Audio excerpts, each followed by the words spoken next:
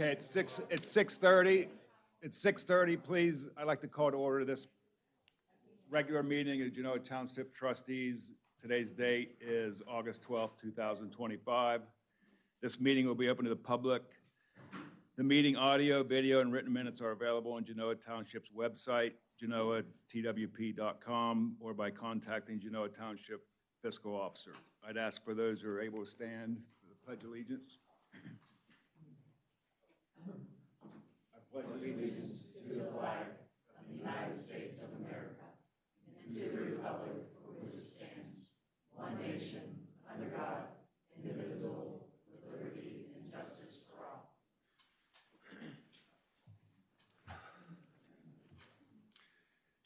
all. Roll call, please, Joe, or Paul, Or Pat.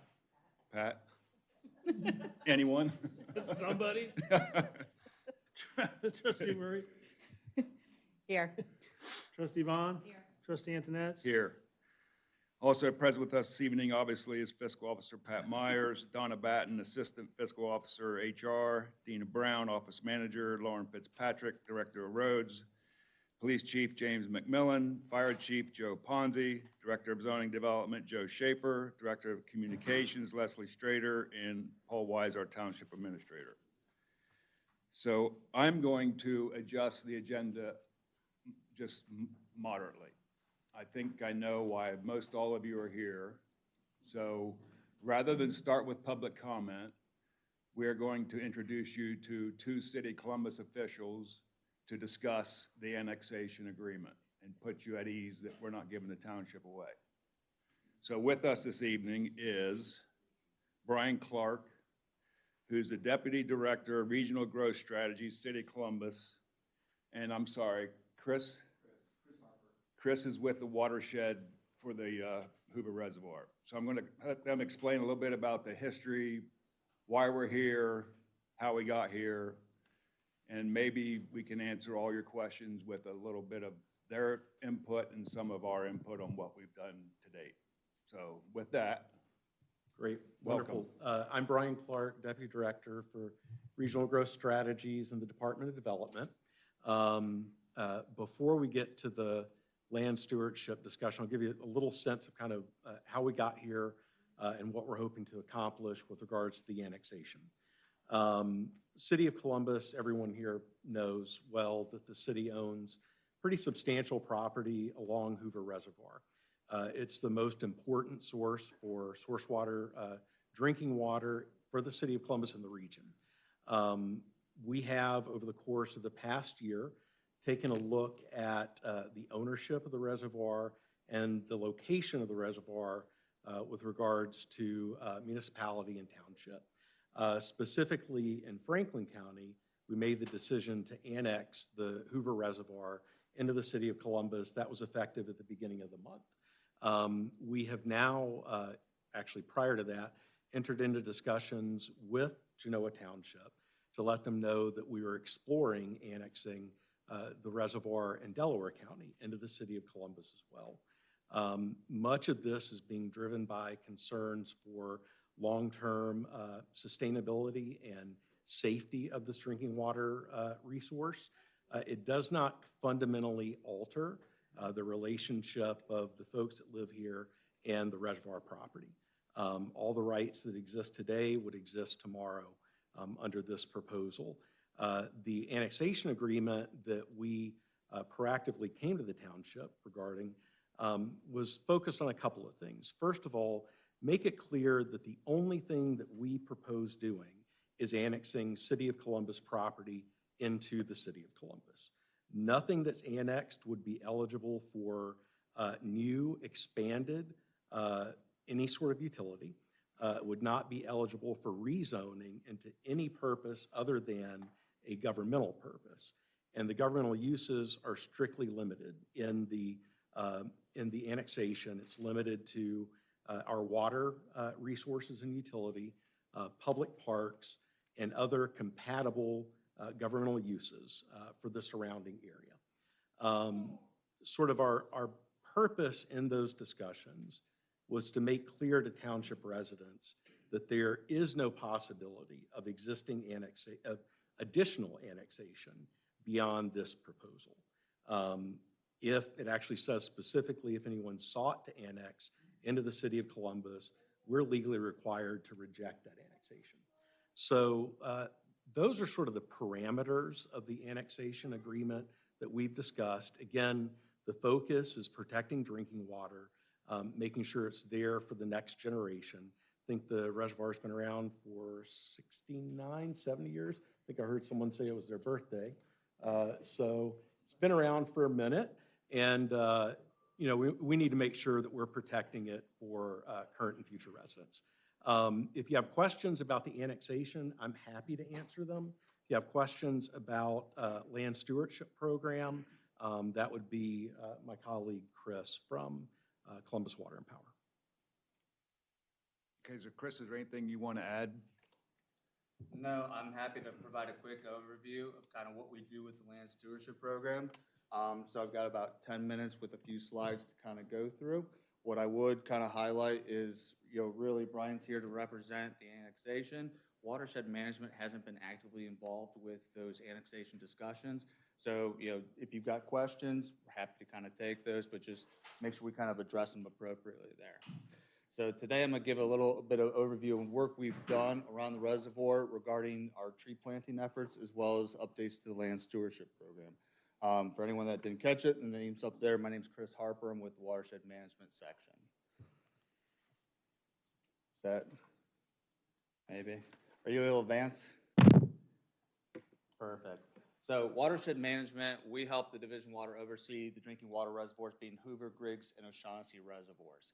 So our reservoirs, they're designated as parkland. They are open to the public for recreational access, and for folks that live adjacent to it, they also provide the unique opportunity to be able to access it through the land stewardship program.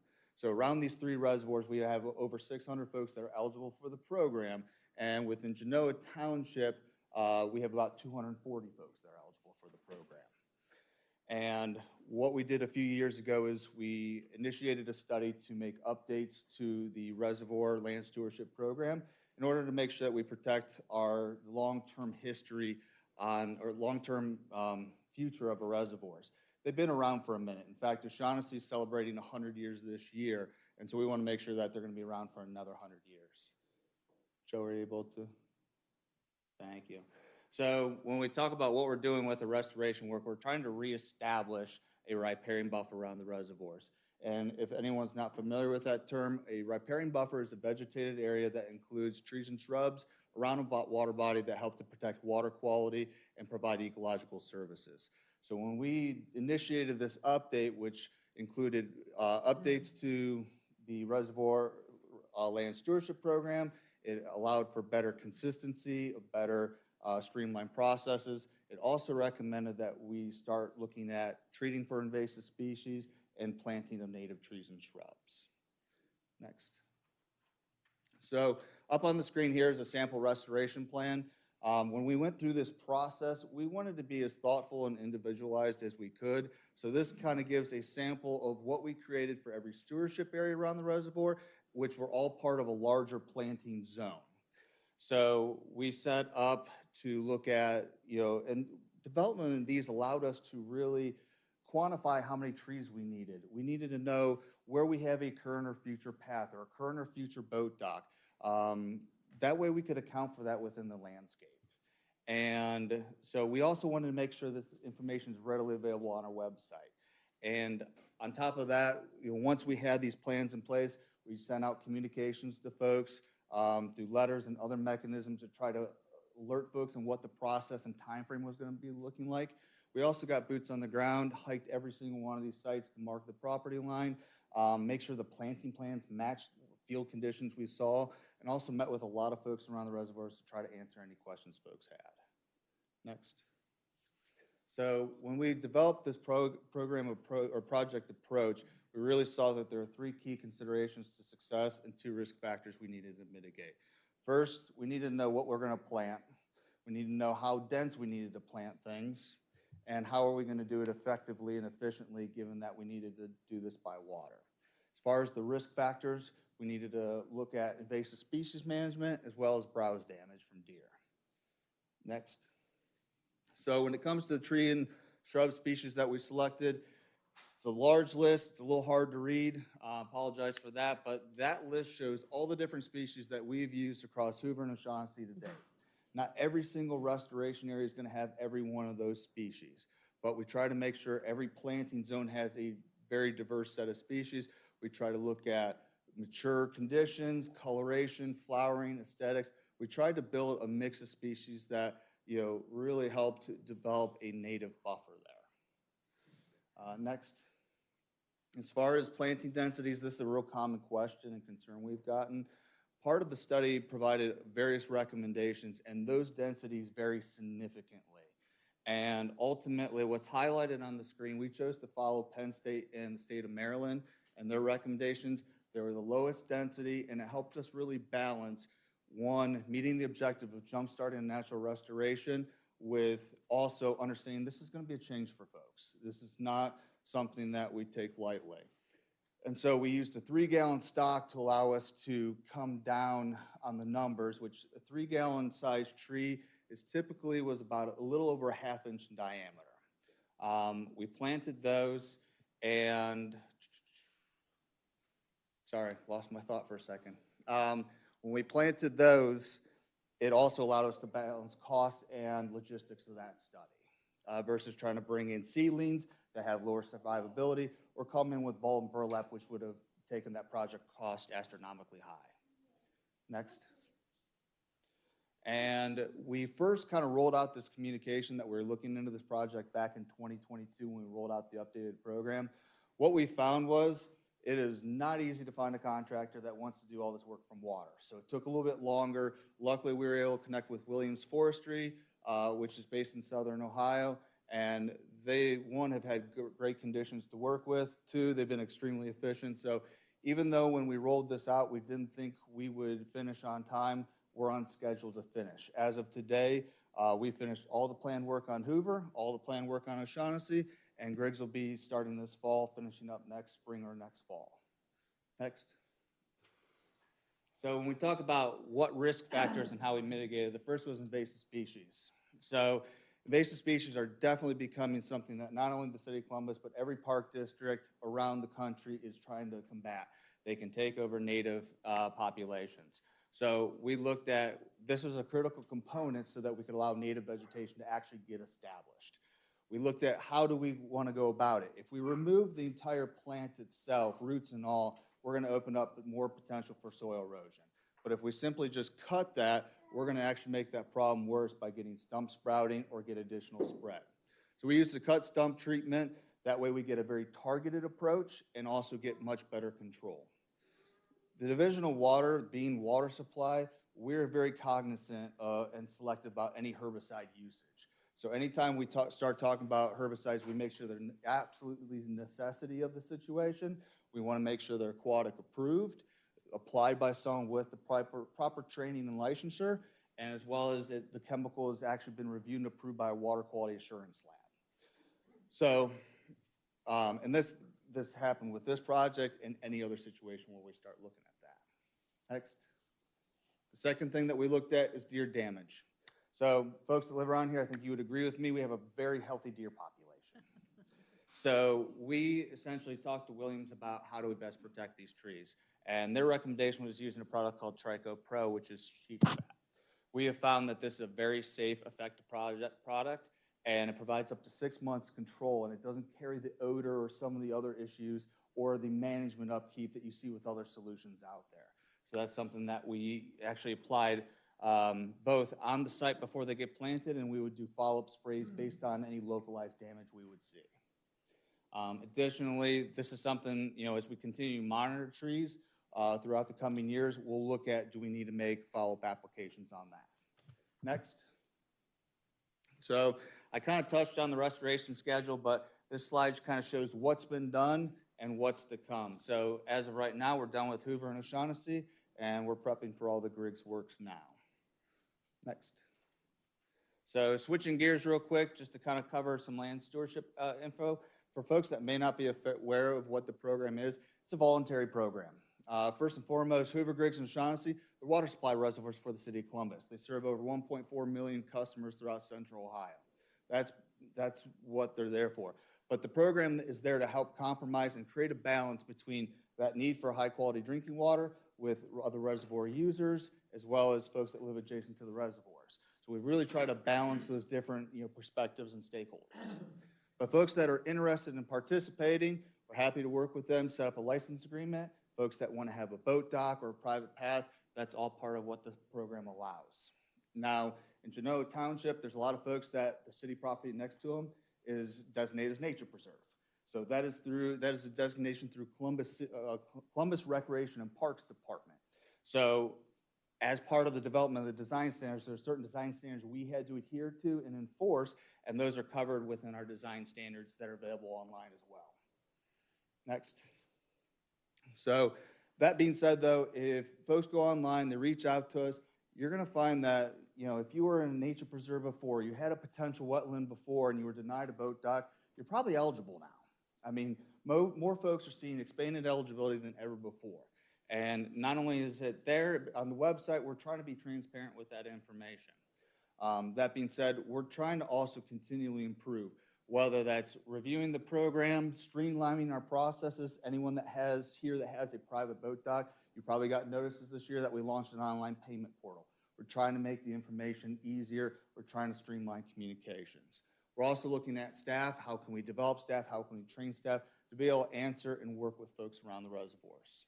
But one thing that I think we have now that we didn't have as much capability in the past is providing more one-on-one assistance, ability to work with folks, answer questions, and be more readily contactable. And that's whether someone's looking to purchase, their current owner, a realtor, whatever the situation is. Next.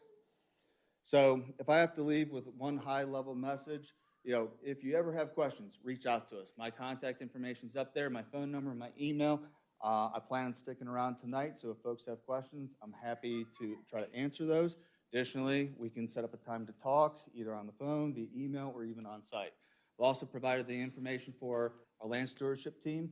We want to work proactively with folks. So, with that, that's what I've got, and happy to answer questions along with Brian.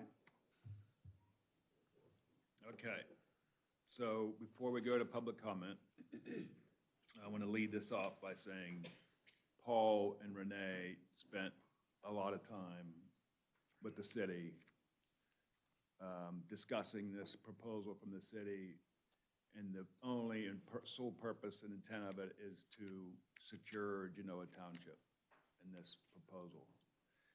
So, and the type of annexation, there's 5 different types of annexation, and this type 1 annexation allows us to participate in this, an agreement that's fair and reasonable.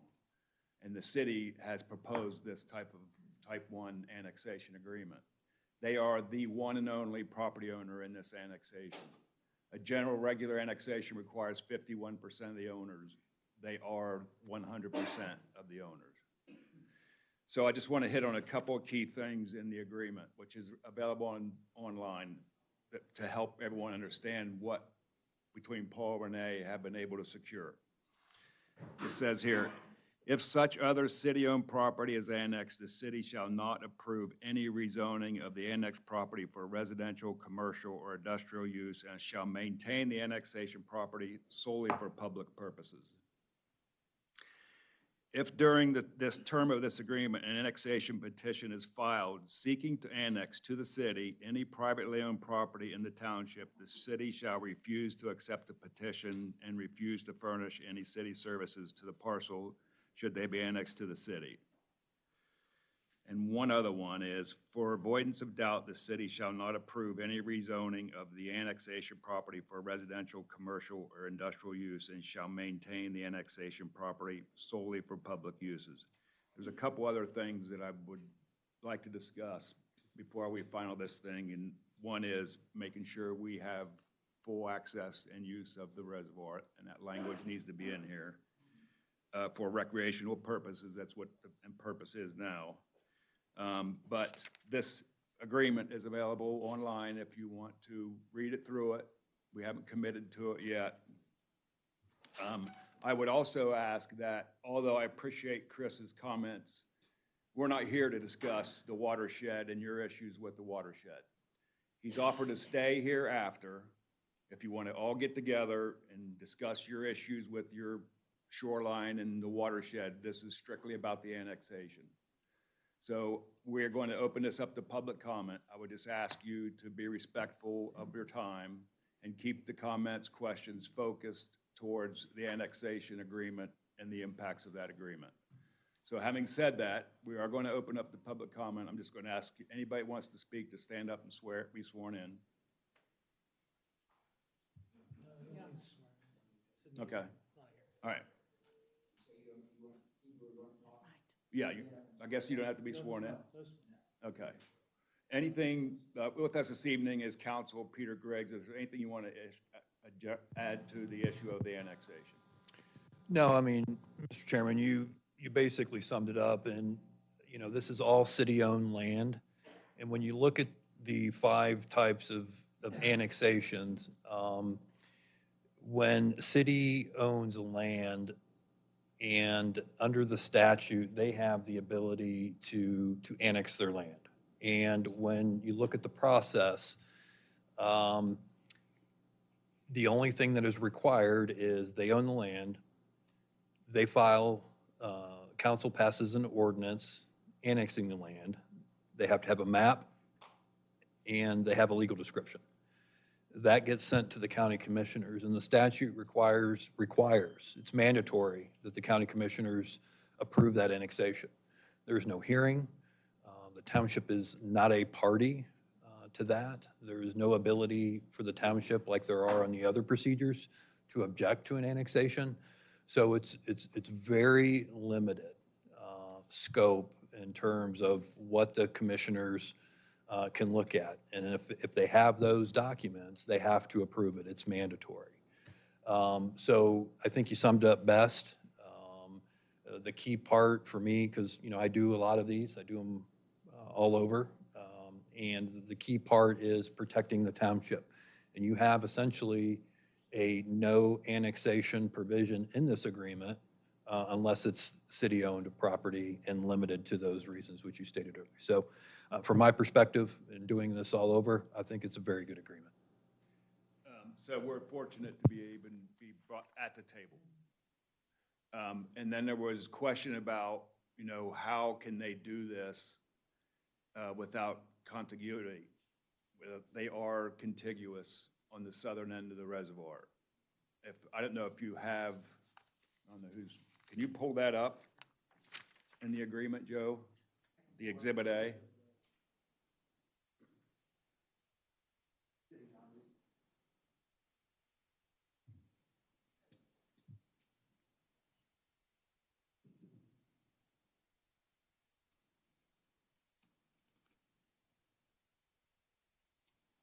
So the southern part of the reservoir that was in Blendon Township has already been annexed, correct, Mr. Myers? Yes. So that's how they became contiguous with Genoa Township. So they are contiguous along the southern end of the reservoir, if that answers any other questions about how they're able to make this annexation legal. So having said that, anybody has any questions or comments, please come up, just state your name and address for the record.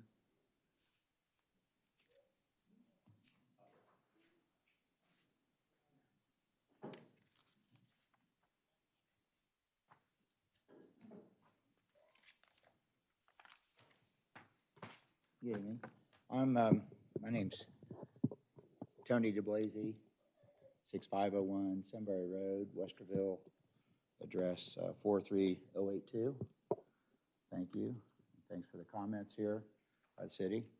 I was here last month, and I guess I've mentioned then, I like to repeat some of this, that I guess initially I'd like to say I was a little concerned, and maybe you could reiterate this. I'm not sure I was clear about this, the type of annexation, having been involved with some of this in my career. It would have been nice for us homeowners to have heard about this earlier than, in my case, last month. I don't know. I don't think it was notified on any of our public notices or any registry through the township prior to the township letter.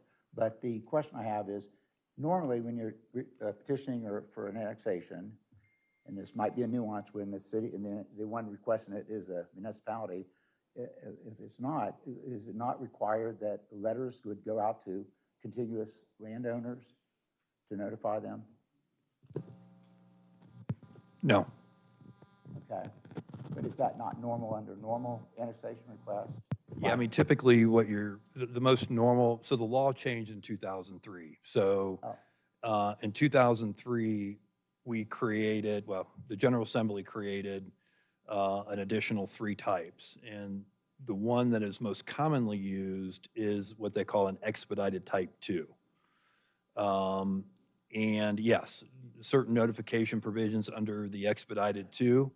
But again, that is when a private property owner seeks to annex into a municipality. Here, that procedure, those requirements, those review standards do not apply because this is a separate type of annexation. It's under Ohio Revised Code 70915, and it's a city-owned annexation. Okay, and that's the nuance here. Correct. Again, it doesn't change the concern is that we have 200 and some homeowners in Genoa Township around the lake. It would just been a bit nice to have some insight in this ahead of time. Saved a lot of consternation, I think. Anyway, we've been blessed to be on the lake for 40 years. I've been in the township here most of my 75 years. We worked a lot with Chris and others with the city ourselves, even when they started to reforest, Judy and I. So I guess I hear about the statement that the township has looked out for our interests, the township, and we're part of that, you know, being your the owners in the township. What happens, I asked this last month, this agreement's it goes dead in 25 years, right? So what happens in the 26th year? You know, you have these agreements that are protecting us now to a degree, you know, in our relationships.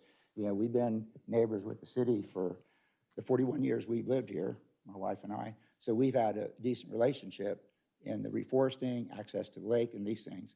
And I'm not, the only certainty I have is I probably won't be here in 25 years, but my children might be, it will be, and this might be property they have. Concern is, at the 26th year, what risk do we have? City of Columbus, being the neighbors, different zoning, different restrictions. Should I be worried about that? It says in here, the parties agreed to extend this initial term for an additional period of no less than 15 years. That's in the agreement now? It's in the agreement. That's in the agreement now? And Was that in the draft? Okay. Okay. that number has changed. Okay, all right. We pushed for 50 years for the Yeah. initial agreement, and that was Okay. denied. Okay. But we were successful because originally it was going to be renewed every 5, and I believe we bumped that. Correct. So the city of Columbus, and through Brian and his team's efforts, agreed to 25, which I can tell you from other jurisdictions that I've worked with, that's as high as I've seen. So right now, it's 25. and Correct, with the then it's 15. Plus 15. Plus 15, correct. And that, like I said, the ones that I've worked on in the last, starting to get old, 25 years, Yeah. that's the highest that I've seen.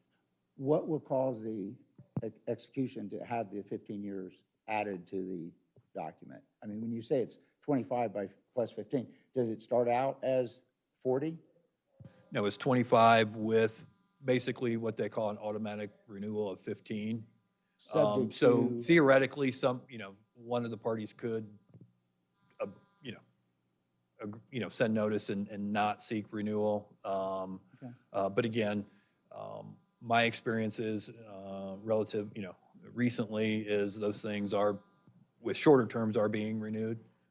But, that is as good as you're going to get, in my opinion. And like Trustee Vaughn said, the initial request was for 50. All right. Okay. Well, I appreciate the time and the comments. Thank you. Thank you. I would ask you to consider this is it's not as though they are annexing 2,000 acres of developable farmland. This is a water source that they have to meet their customer demand. So that almost eliminates the risk of any potential City of Columbus development in our township. Just consider that. Can I give the negative version about what happens if we don't have this agreement in place?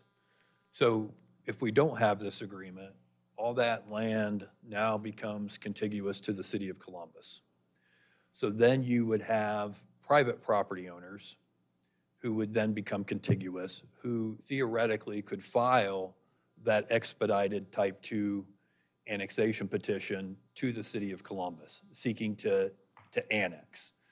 And then the township is forced to potentially fight those things. But again, I was telling Joe Schaefer earlier, I've been up and down the Supreme Court on those expedited twos. I am not an all-star. My batting average is probably like 10% in terms of what I've been successful. They are extremely difficult to challenge. So without an agreement, you have all this land that becomes contiguous, which opens up potentially the floodgates. What Columbus has agreed to do is freeze it for 25 years, no annexation unless it's city-owned property, which cannot be rezoned or redeveloped. It's limited to those passive, those water purposes or recreational or passive recreational uses. So I think you have to look at the flip side of what happens if you don't have this agreement in place. And I think that's why it's so critical, and that's why I think the trustees deserve a lot of credit for that forward thinking. No, I agree with that. I just like to, you keyed on one thing, is that I believe that all the homeowners that are contiguous to this great lake that we have here, this great resource that we have, see it as a value, and we do nothing to harm the water. We respect that it's providing 70% of the city of Columbus and neighboring groups. So we're probably your best neighbors to have here too. So thank you. Appreciate it. Thank you.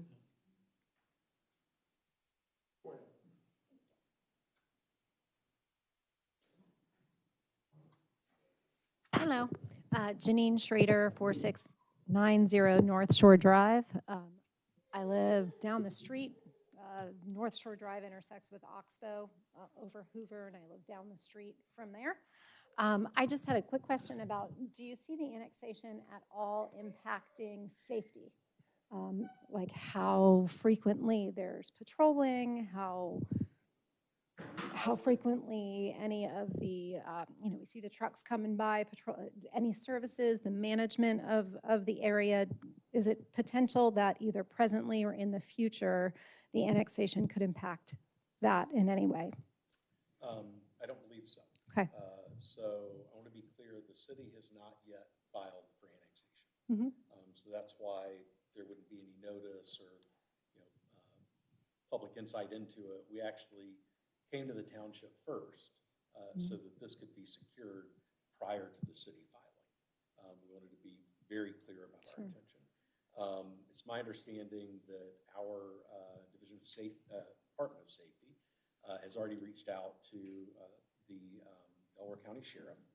Our Public Service Department is working through with the county engineer to ensure that the city is not picking up roadways in terms of maintenance, repair, that sort of thing.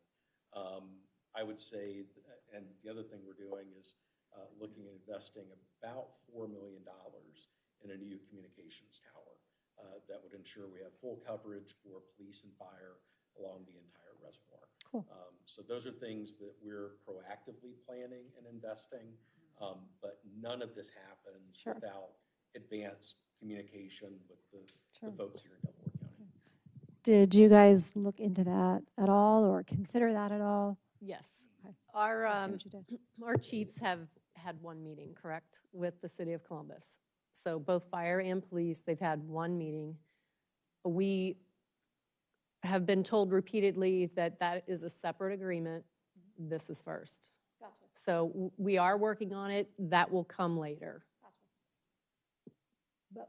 But Genoa Township will have some say in some of that I'm not at that su- point. Maybe one of the chiefs Genoa want to speak to Township that. I wasn't Police. part of those meetings, so I don't know. Okay. As you said, Trustee Vaughn, we've had one meeting so far, and I think we still have a lot of questions. Okay. When it comes to your residents, you'll Yeah. be a Genoa Township resident, and Sure. that still falls under police. As far as Sure. it goes for patrols, when the city does annex it, Mm. I don't think any of us are comfortable answering what that looks like because we don't know yet. That'll be city property, and we have to come up and together and come up with an agreement on what that looks like. But Genoa Township is planning on having as much of a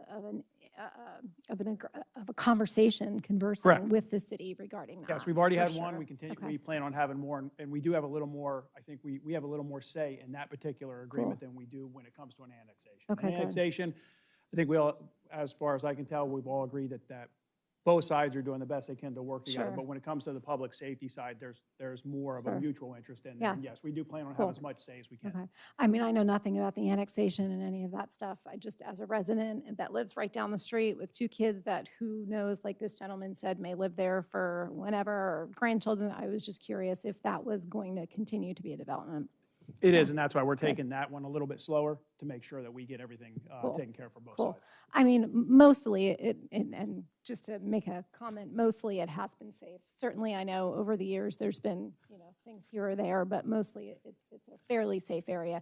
My only other slightly negative comment, which it did help a little bit to put the trash cans there. Unfortunately, not everybody uses them, but there's still a lot of trash and litter kind of all over the place. I know that's totally separate and not necessary to make this comment, but I figured you guys were here, it would be a good place for me to make the comment. So, I appreciate that.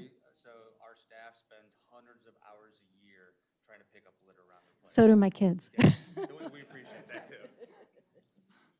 Maybe not me as much because I'm old. Thank you.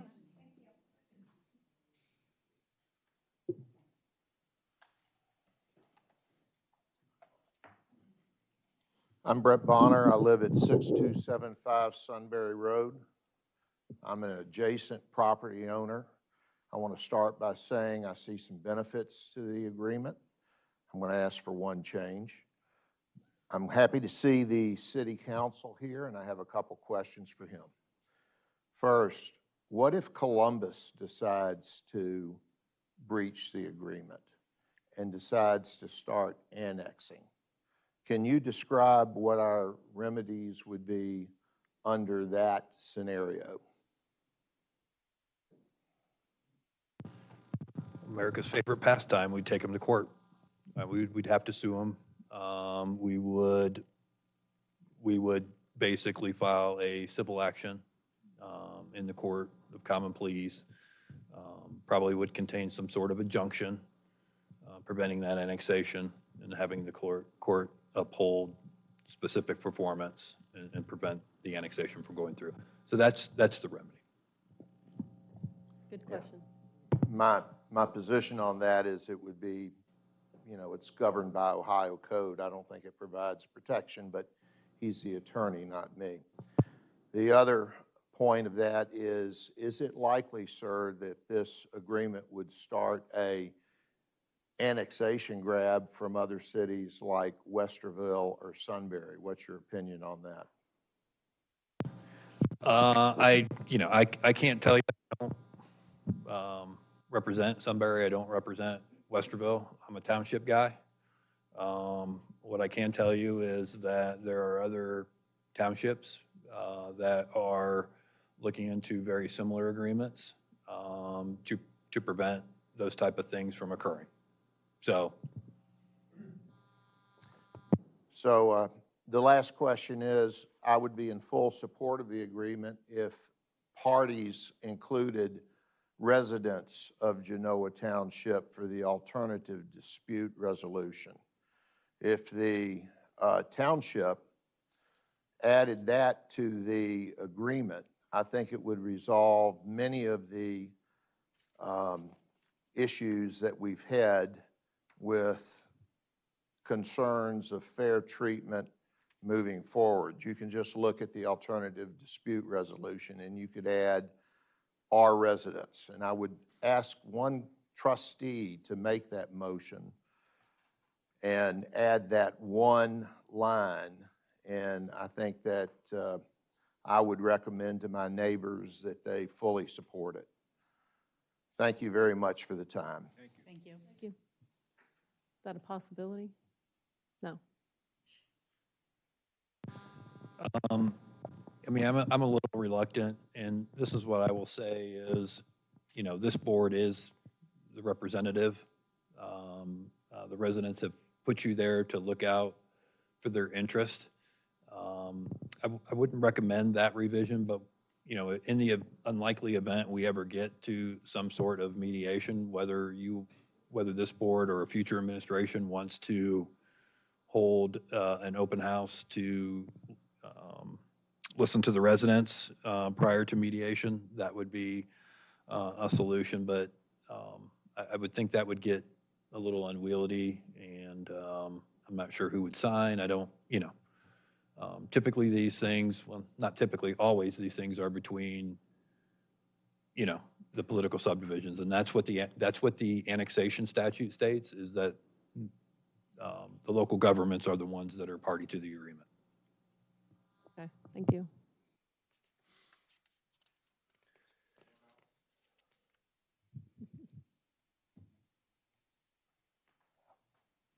Tom Harrington, 5921 Sunbury Road, Westerville 43082.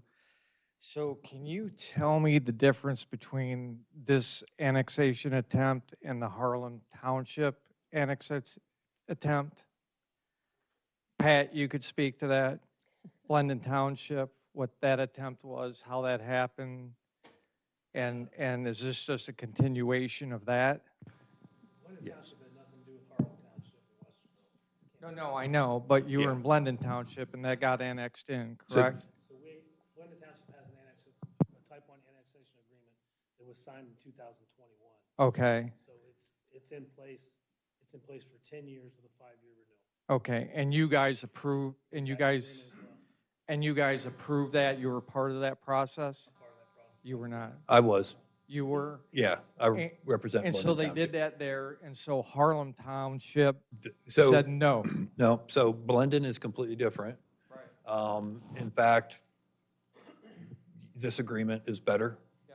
than the one in Blendon, quite frankly, a lot better, because it contains a no annexation provision in it, no future annexation provision. The one in Blendon does not, and this is all public record. What was going on with Harlem and Westerville was not an annexation. It was a merger, a potential merger, which is a completely separate, whole nother process that has to go to the vote of both residents. So that really has, that's really completely different than what's going on here and then what has occurred in Blendon. And I don't think any of it has to do, at least for me, with the watershed department at all. I think it's the concern that Mr. Bonner said, future potential for an annexation. Now, are they part of the process or are they not part of the process? Because I thought I heard you say from the very beginning, they have no influence or say in anything. Right, so without an agreement, since the city owns the land, there is a special procedure for city-owned land to annex. And as part of that process, there would be nothing that the township could do. Because we have entered into an agreement, we have, in essence, restricted the ability of the city to, when they do annex city land, it's got to be for a very limited person. But more importantly, what you're preventing is for private individuals who want to annex to the city of Columbus. That's prohibited, right? Which is what you want. So it doesn't allow for the footprint to expand. So let's say there's a I'll use a land use that nobody likes. Let's say there's a apartment complex builder, and he wants to build 600 units. And he now sees that his land is contiguous to the city of Columbus. Without this agreement, there is a possibility that he could annex into the city of Columbus. With this agreement, it prohibits that.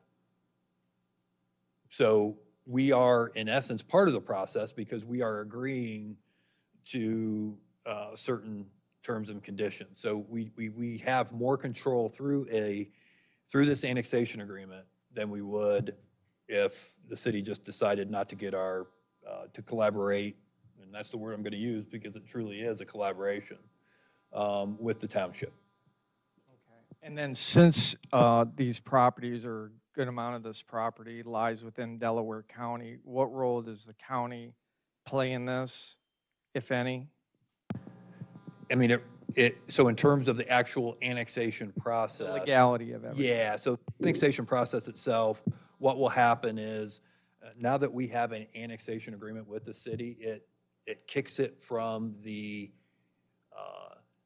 city-owned annexation statute to what they call an expedited type 1 annexation. And all that really means is that the two local governments have agreed that these are the terms and conditions. So what would happen is when the petition goes in front of the county commissioners, they look at the agreement and say, yep, this matches the agreement, and it's done. Okay. I think everything else outside of the potential of some type of mutual aid between police and fire, there's not going to be a change, right? So it's still going to be township services, still going to be county roads, township roads. Well, and that was the concern. No one in Genoa Townships wants to rely on Columbus services. So you're not going to see. I mean, I'm just going to say what it is. No, but you're not going to see a change in services, right? So there will be no changes. Genoa Township is still going to be your service provider. And last question, how many of these cases have you taken to the Ohio Supreme Court? So what we typically see is like an expedited 1 or expedited 2 procedure, right. Where it's typically a private property owner. I don't know, we've been up there 4 or 5 times since 2003, and we were only successful once on a very limited basis, and then what happened is that private property owner then corrected the mistake, and it went through. So very, very, very difficult. But that was a result of the changes that were made in 2003 to the annexation laws. Thank you. Mm-hmm. You're welcome. I'd like to piggyback on some of his responses. As far as the county has been involved with this process since the beginning. Our first meeting was at the county with the engineer and their administrator and a few other staff members. And Brian was there along with several department heads. Columbus has been working with safety services at the county, EMS. They're also working with the engineers department for roads, because most of the roads that are affected by this are county roads. Right. So they're talking about road maintenance and salt and all those things. Right, right. Well, and to the watershed people, I would just say that, they're doing everything they can to improve water quality. That's the name of the game, so that's understood. But, property rights today, it's like way, way, way up here, and that's why there's so much concern. Thank you.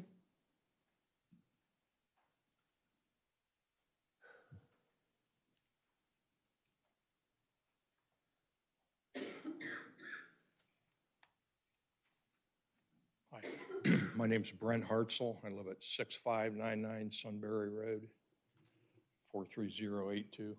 And my concern, and I don't know, this might seem a little far-fetched to you, but eminent domain, does this affect eminent domain at all?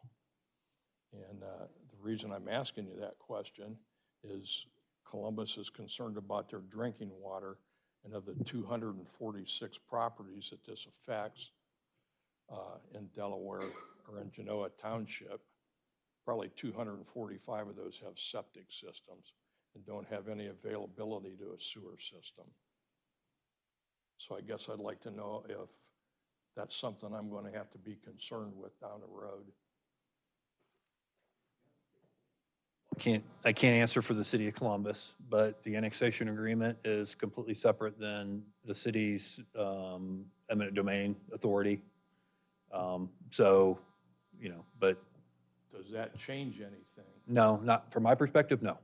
from the city of Columbus or Delaware County or? They could exercise, without this agreement, they can exercise their eminent domain authority. The city of Columbus could. Yeah. Yeah. Yeah.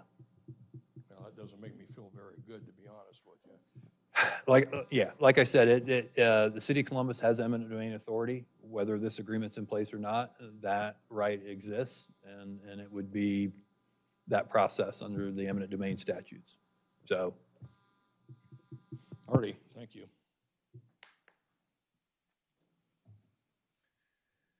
Okay, anyone else?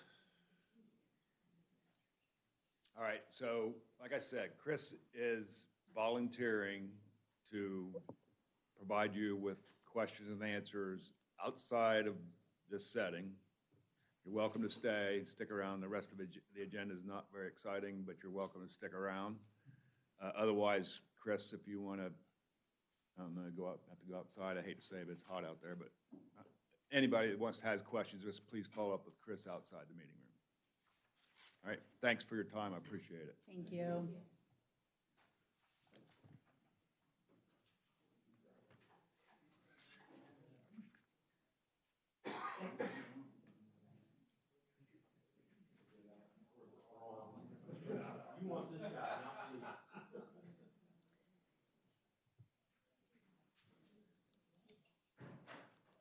You good for people?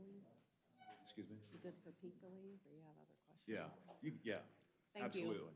Thank you.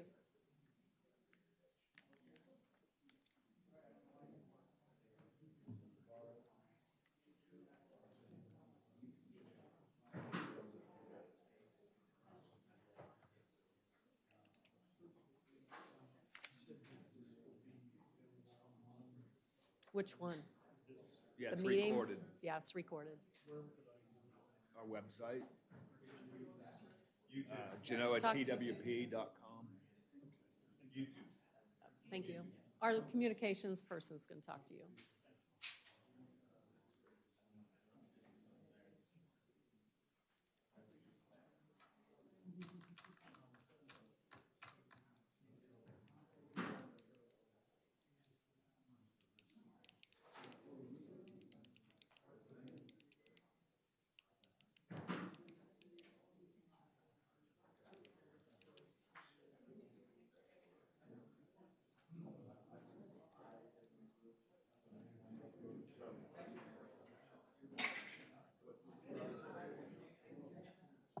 What is wrong with you? We know who you are. Throwing stuff around.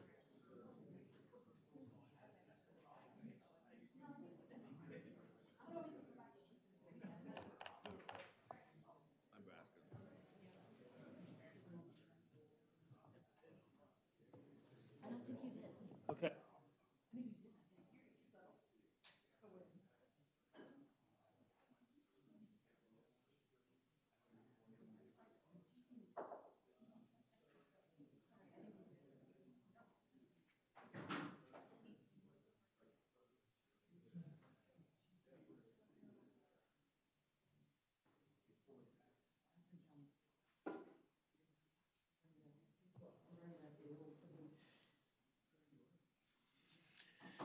Okay.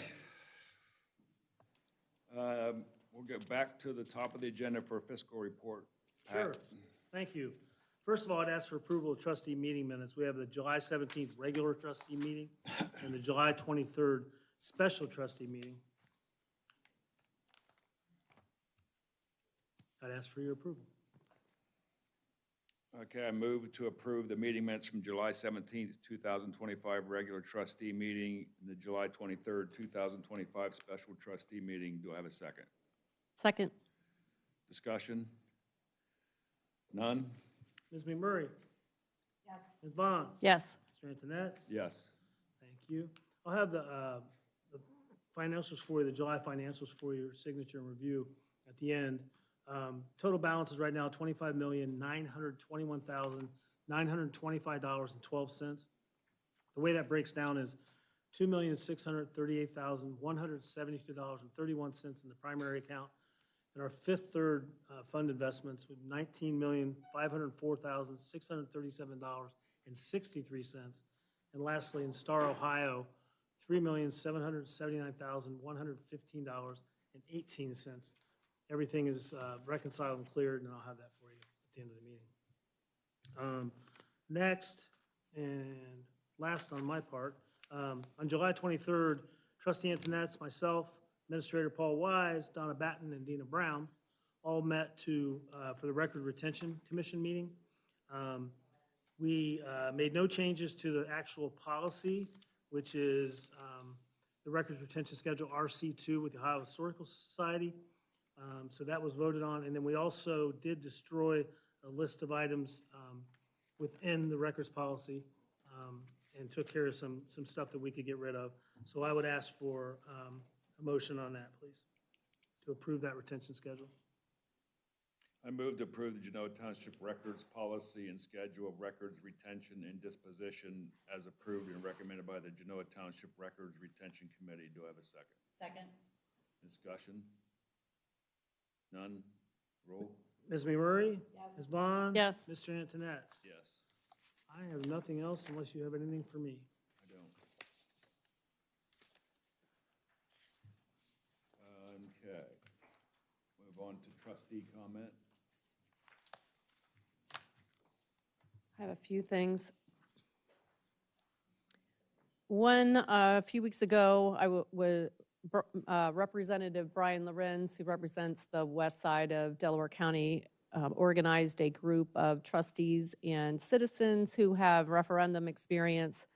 Now that the rules have changed for referendum, it was more of a discussion, and he was looking for input and ideas of how maybe he can push future legislation to help give citizens a chance now that the percentage of signatures has increased. So I want to thank him for that, for being proactive and representing the citizens. Last week, I was invited to a luncheon for Troy Balderson, and he spoke and answered questions for an hour. It was very informative. The majority of the discussion was involved energy in Ohio and how we're looking to the future with I believe it's Amazon data center and then Intel, and a lot of these just technology companies are sucking energy. So how are we going to keep up with that? And lastly, got two more things. I did attend an Ohio Township Association board meeting last Friday. The events committee, communications committee, we are looking to sell Genoa Township apparel with our logo, and we have been told by our prosecutor's office that we can't do it. I don't know why. Yep, even if we partner with a business and don't make any money off of it, we can't do it. So I put it out to the group. I've also put it out to, OTA has this online platform. I put a question out, and I didn't get any feedback from that. But there is a township in Claremont County, Cincinnati, I forget which township, or maybe it's Claremont Township, who does sell apparel. They sell mugs, and she's going to try to get me her prosecutor's opinion. So I don't know why we can't do it. Schools do it, just can't seem to get approval for it. So I'm working on that. And lastly, I got a phone call from our state senator, Brenner, today. He became aware of the Columbus annexing Hoover. He was very upset. I guess he and former rep Chris Jordan have tried to push back on Columbus annexing land, especially Hoover, many years ago. So he didn't realize this was in the works. He is in favor of giving townships some leverage on annexation. As you saw tonight, townships don't have a lot of leverage. So I'm happy that he's willing to help and is on our side as far as annexation, so I just thought I'd share that. So I have. Thank you. Trustee McMurray? Well, I attended my first, thank you.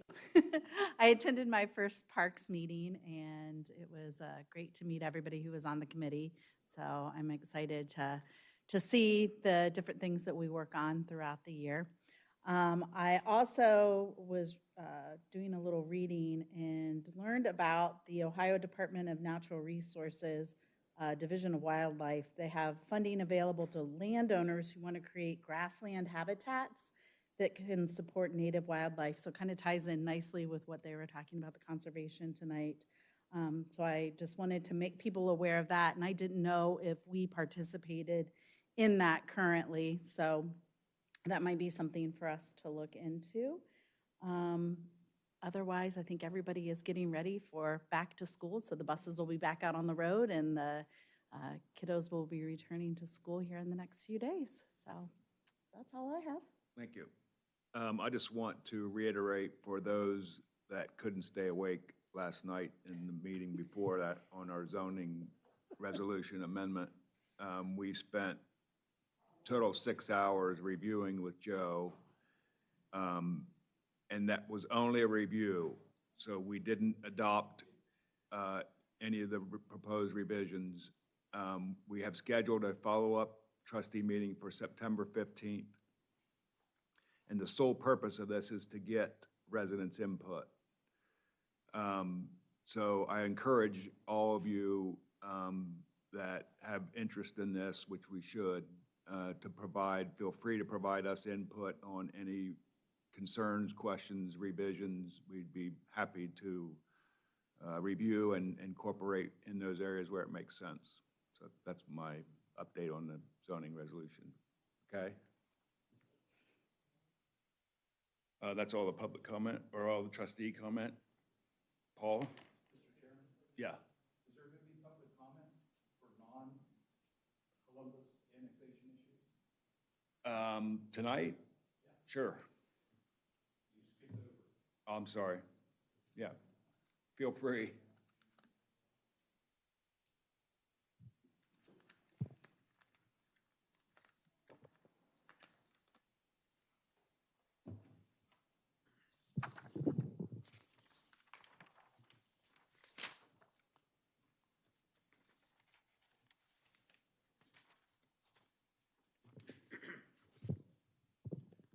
Thanks for the opportunity to speak this evening during public comment.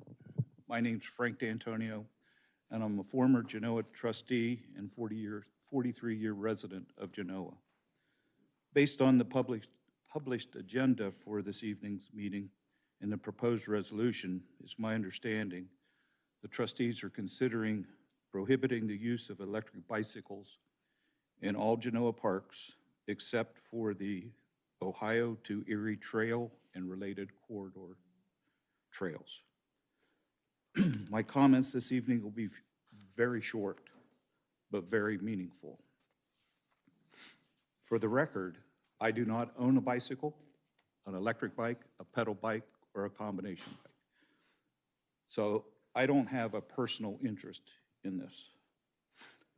Although the Genoa administration alleges that there's been several so-called close calls of accidents, the administration has failed to produce any meaningful form of actual documentation to support this claim. No accident reports or near-miss reports, no video, no audio, no nothing.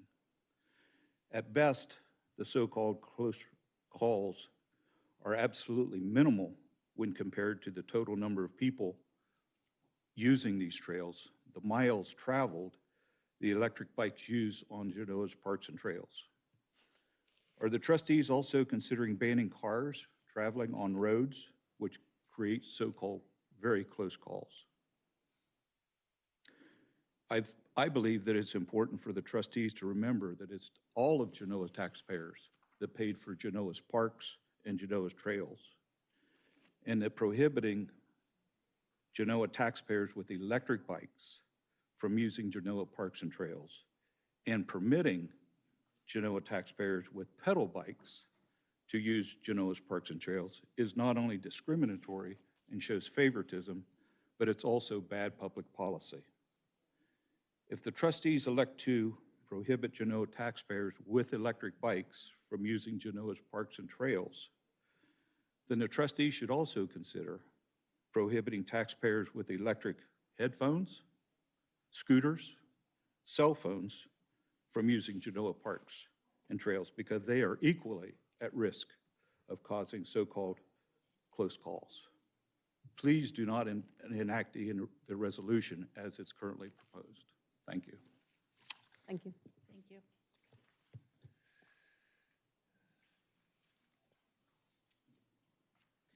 Good evening, I'm Molly McHale, 5311 Slater Ridge. I know this is going to get talked about later on the agenda, but I just wanted to express my concern over the consideration to sell alcohol at the Fall Festival at Freeman's Farm in October. This is a family event. There's no need to introduce alcohol, not only because it's a family-oriented township event, but also because alcohol is prohibited in our township parks. If prohibited, why would we make an exception for this? It's only going to invite confusion to park users regarding alcohol consumption in the parks, all of them. Also, it could invite trouble, and there could be more of a need for police presence during the event. I'm sure you're planning on to have a limited number of drinks per person over 21, but if they want to, people will figure out a way around that. I understand wanting to support our local breweries and those new businesses. Have them bring coupons and offers that bring the people into their establishments outside of the township event would be my suggestion. I just feel like this is a really grave decision, and I hope that you will consider the ramifications of the decision. And my other last feeling is that our community isn't equipped with our rural atmosphere to host such events. Thank you. Thank you.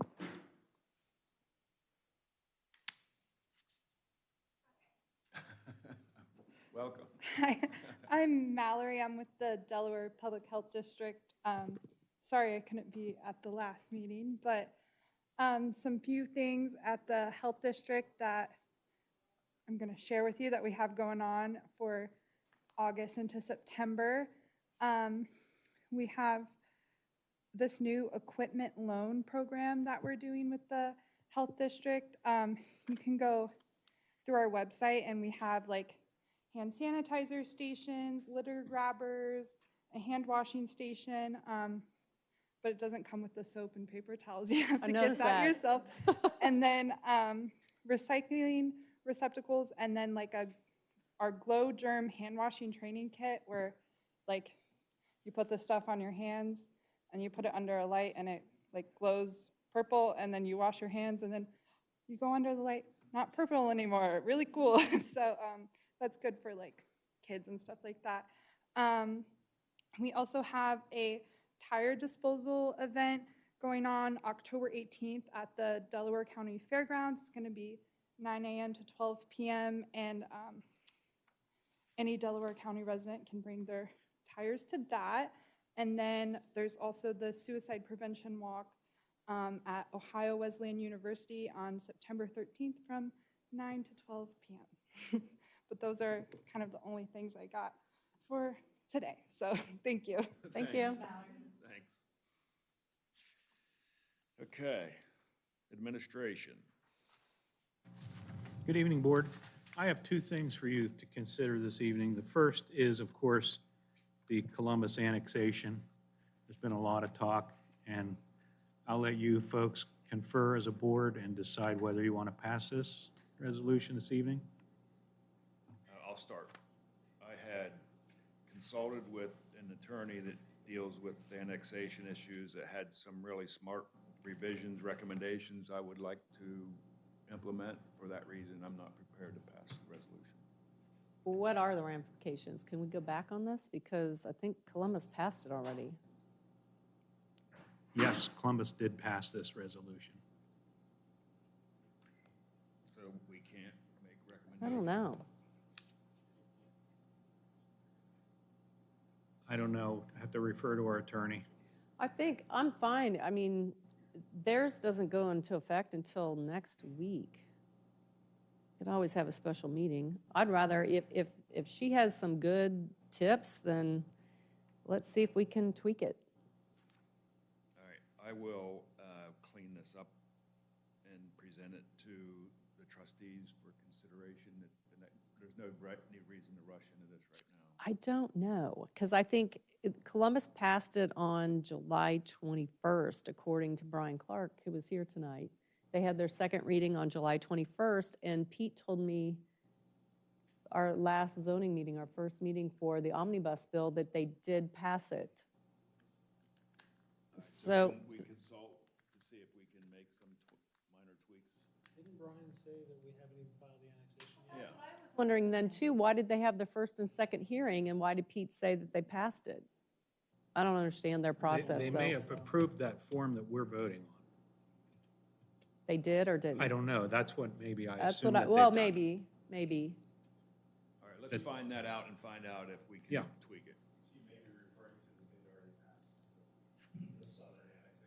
No, he sat right there and said, we haven't even filed this annexation. Yeah, that's what I Say thought. that, yeah. I know, when he said that, I was a little bit confused because that's counter to what he told me. So will you submit those changes to me that I can run by Pete first, and Yeah, and if we need to have a special meeting. we'll schedule a special? Yep. Okay. Well, then, moving on to my second item. When the board looked at dates for meetings in November, at the beginning of the reorg, we decided to move it away from Veterans Day out of respect for the veterans. So it was moved to the 20th of November. Unbeknownst to some department heads, they had already had planned events happening that involved a lot of monetary consideration before that meeting was changed. So I'm asking the board if they could consider again moving the November date to potentially the same week as the original week, but Were you thinking the 12th? I can't remember. the 12th of November. It's a Wednesday night. Yeah, I'm free. As far as I can tell at this point, I'm free. You're not? I don't have, I mean. Yeah, you don't have to be here. I can't. You say that November 12th? Yeah, are you free November 12th? No? All right. For personal reasons. That's that my fine. marriage might not survive. Oh, okay, yeah. Okay. Fair enough. I'm available on the 12th. Actually, 5th and 19th are bad for me. We talked about the 6th. The November 6th? 6th?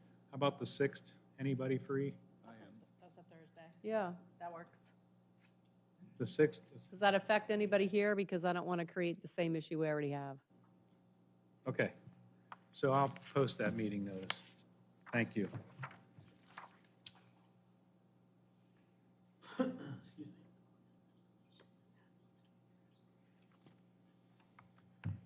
That all you got, Paul? That's all I have. Thank you, Thank you. board. HR. Good evening, trustees. It is my understanding that trustee McMurray asked that this item be placed on the agenda. And that's really all I have with regards to it. We have been reviewing the job last, descriptions, the July, we presented, Director Lauren and I presented the newly approved Maintenance in Buildings and Grounds Technician 2 job descriptions. This evening on the agenda for underneath the Maintenance Department, you will see that we have cleaned up the Maintenance Technician 1 and Buildings and Ground Technician 1 job descriptions as well. So that's really where we are right now. So with that, I will let you Thank you. take off with that, Sure. Trustee McMurray. So this came out of an email conversation where I'm going to point back there to Joe, had talked about his job description hadn't been updated since he started. So just maybe as kind of a part of the process, as you guys are going through it, it might be a good exercise to add some other jobs in. Maybe we kind of strategically look to say, what are those key jobs and kind of prioritize them to do a review. And I know you guys have moved to a new format, Yes, so. yes, and that has been my trajectory with Good, this. okay. Once I get done with Great this, minds. I need to work on Lauren's, because that was my focus, like, okay, we've got a really big This concentration department, yeah. with the maintenance department changes. Very good. So I was going to work on directors, Lauren Fitzpatrick's job description, and then her admin assistant, Brooke James. Perfect. And then from there, we will keep on going. Okay. Fortunately, for all of us, our job descriptions are pretty much set forth within statute, and they haven't changed too awful much. I say that with, a very, very, with a grain of salt, okay? But yes, that is definitely something we're planning for.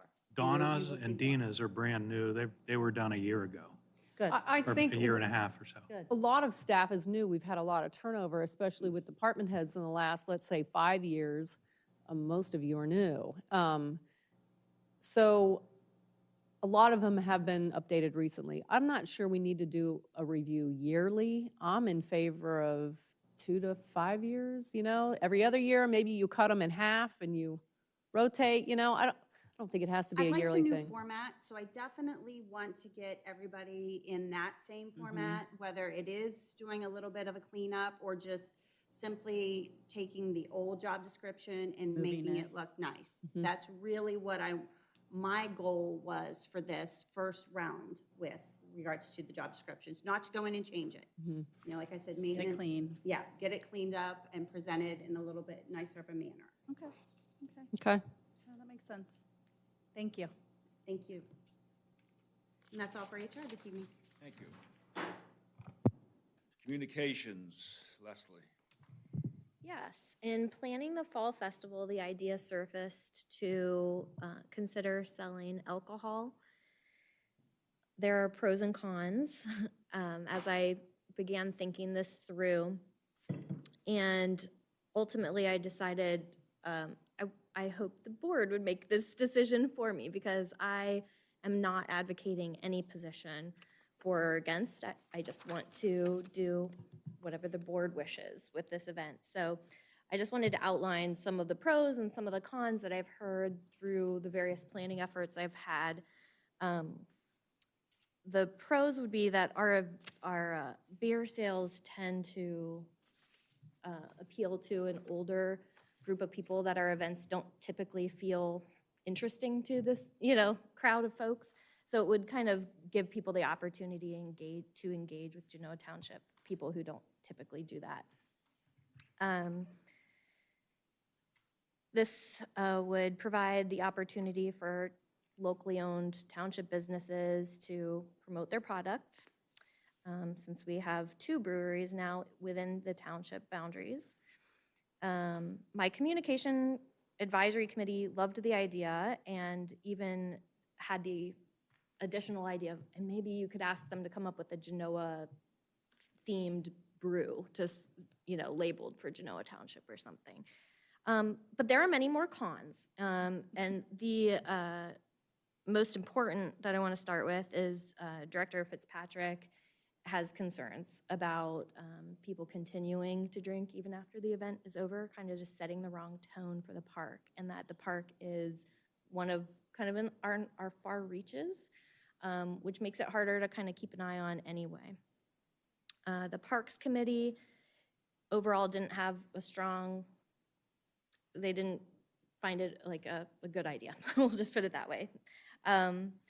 The ad hoc event, I have an ad hoc events committee that met, and they weren't too keen on it either. They really liked keeping it a very kid-focused event.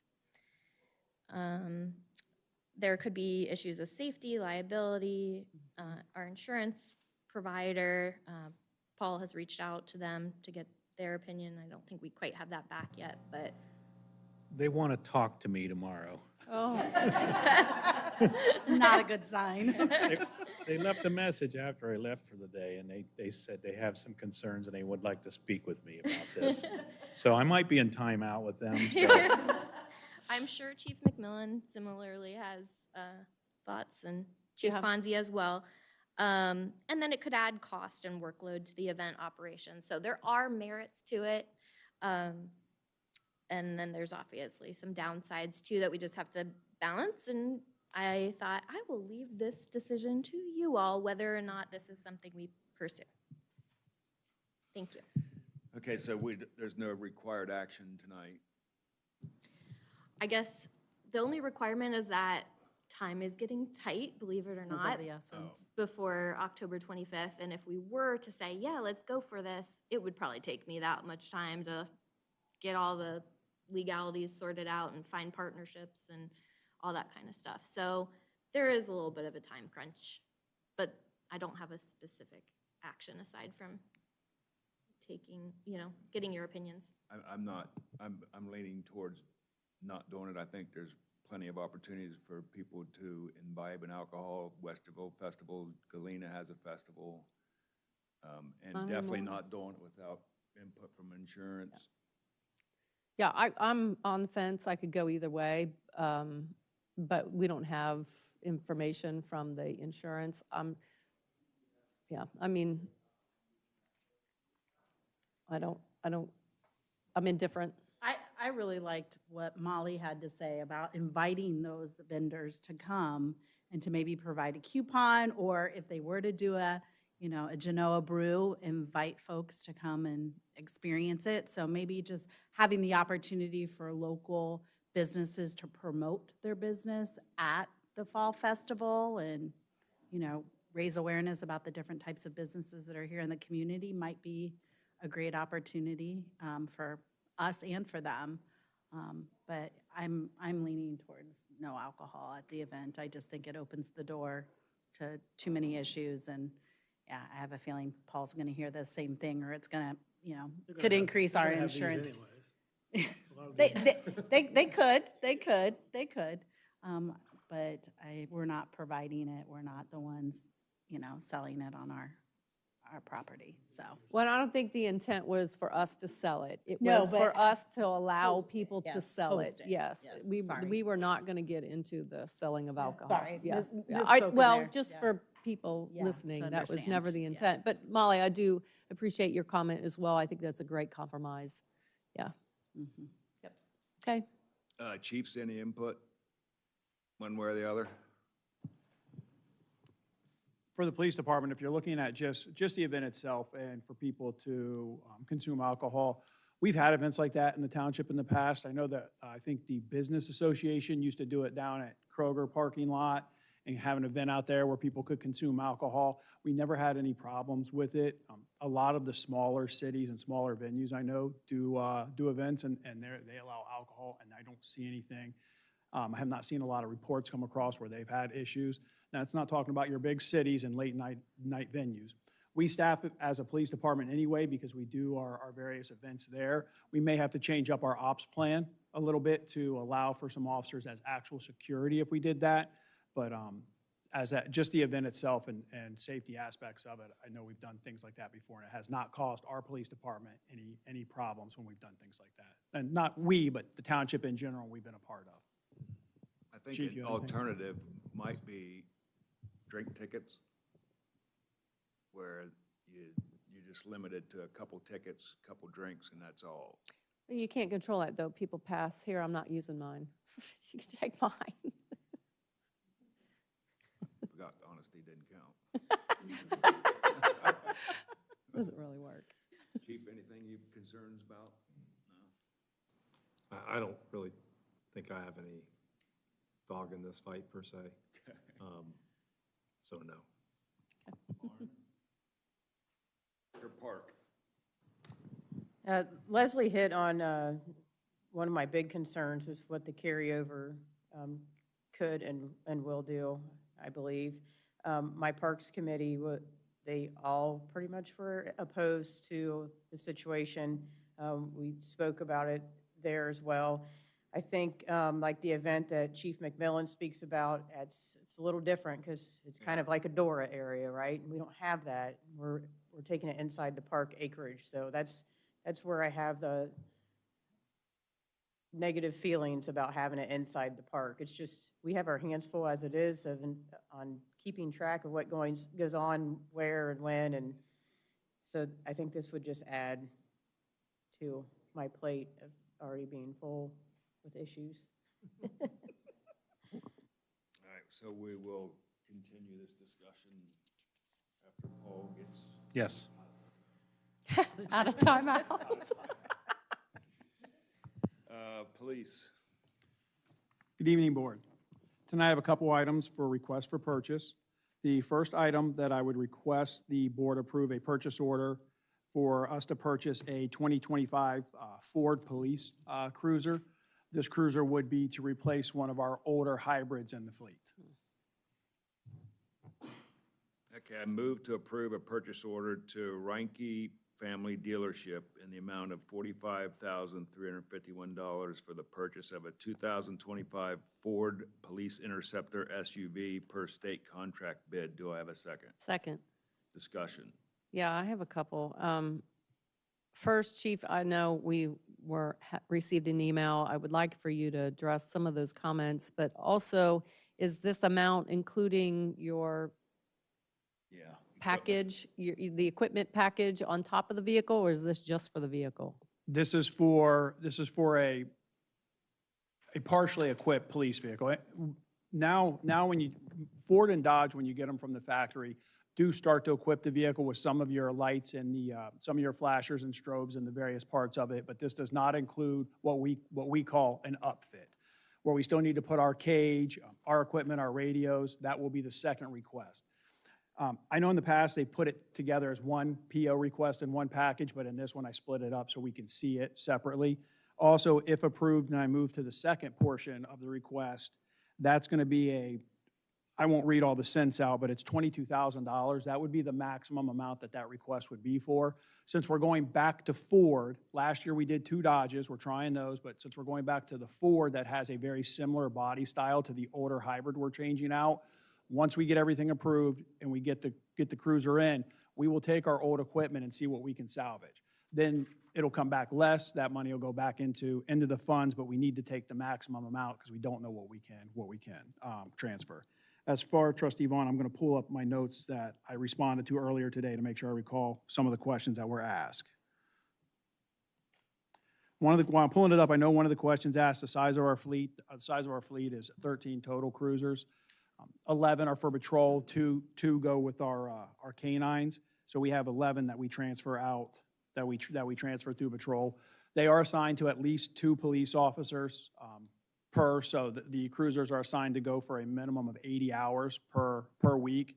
Then when they're idle outside of their assigned officers, they're utilized for training transportation, prisoner transportation, special events that we need to go to, trainings, and any other type of event that we need to. So we do cycle our cruisers out. We don't run them 24/7. Running a cruiser all the time, the wear and tear, not giving its downtime. That's why we have a fleet a little bit larger than what we're required to. We do need, when officers come off shift, on shift, shift overlap, so you do need more than the minimum, and then they need downtime. And so that's where some of the size of the cruisers are. Some of the utilization that we use them for, and this, again, is not to add to the fleet, it's to cycle one out.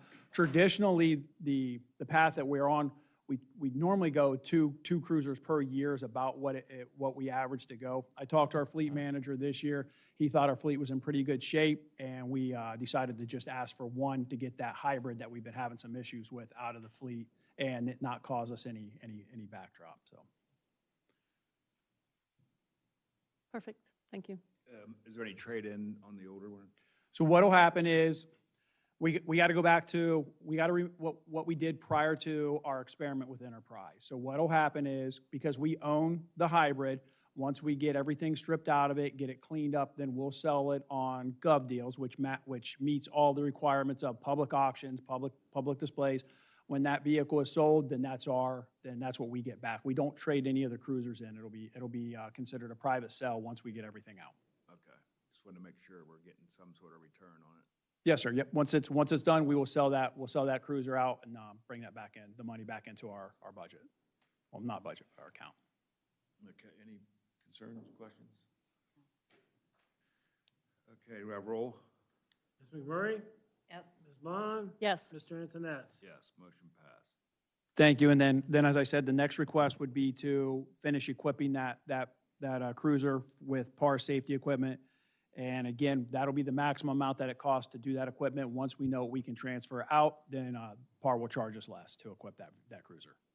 I move to approve a purchase order to PAR Public Safety Equipment in the amount of $22,060.88 for equipment for a police interceptor SUV. Do I have a second? Second. Discussion. Roll. Ms. McMurray? Yes. Ms. Vaughn? Yes. Mr. Antoinette? Yes, motion passed.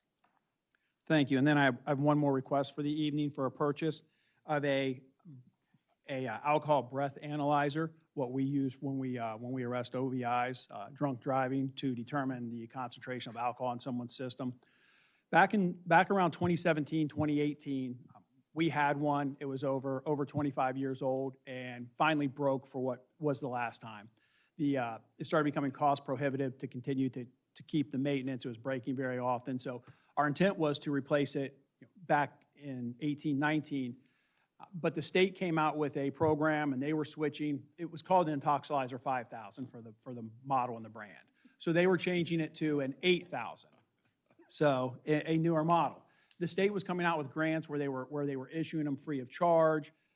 So we had that, but then the technology was being challenged throughout the court system. So we never ended up using it, and we continued to maintain, with our status, no analyzer. We would go to other departments that still had some of the older technology, or take other type of tests, go to the hospital.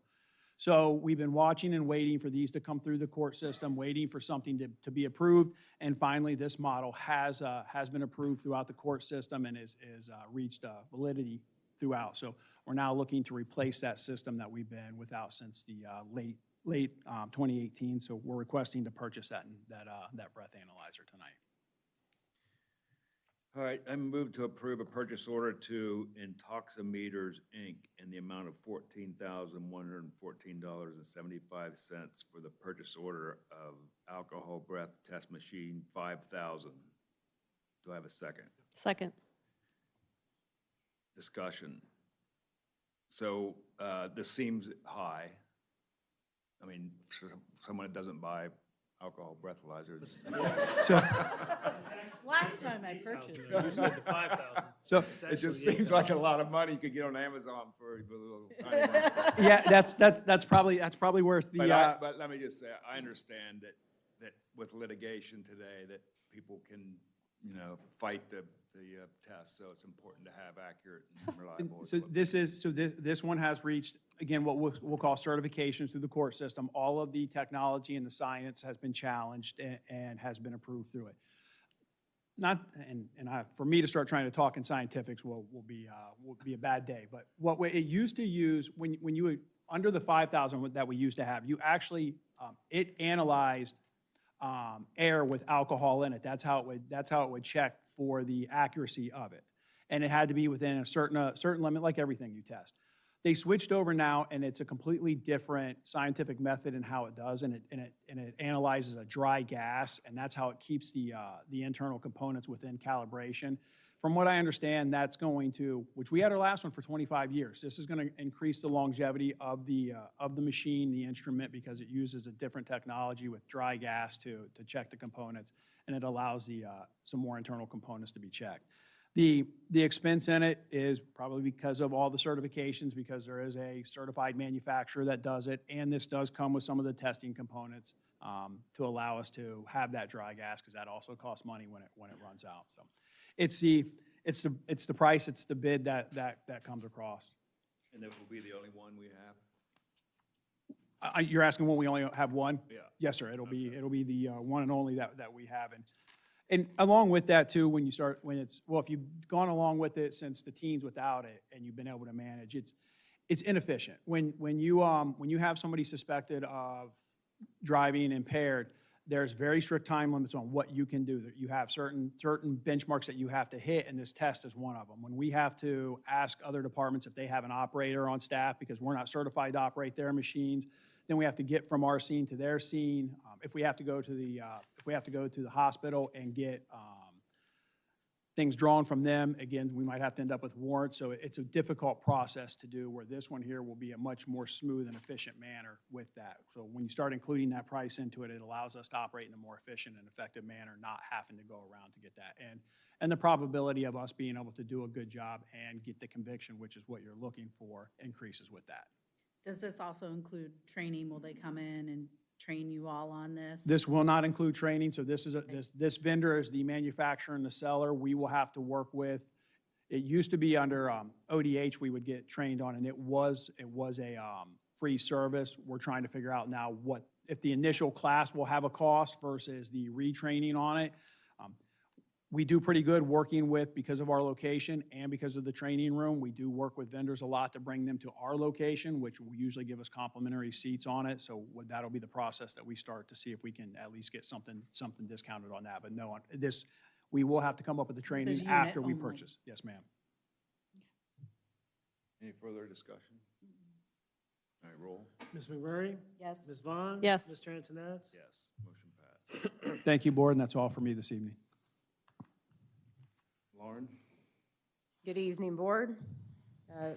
First on my list for this evening, I'd like to request to ask gracious exception of donation of some picnic tables that we've received to use at Freeman Farm, as well as storage lockers for my employees at our maintenance facility.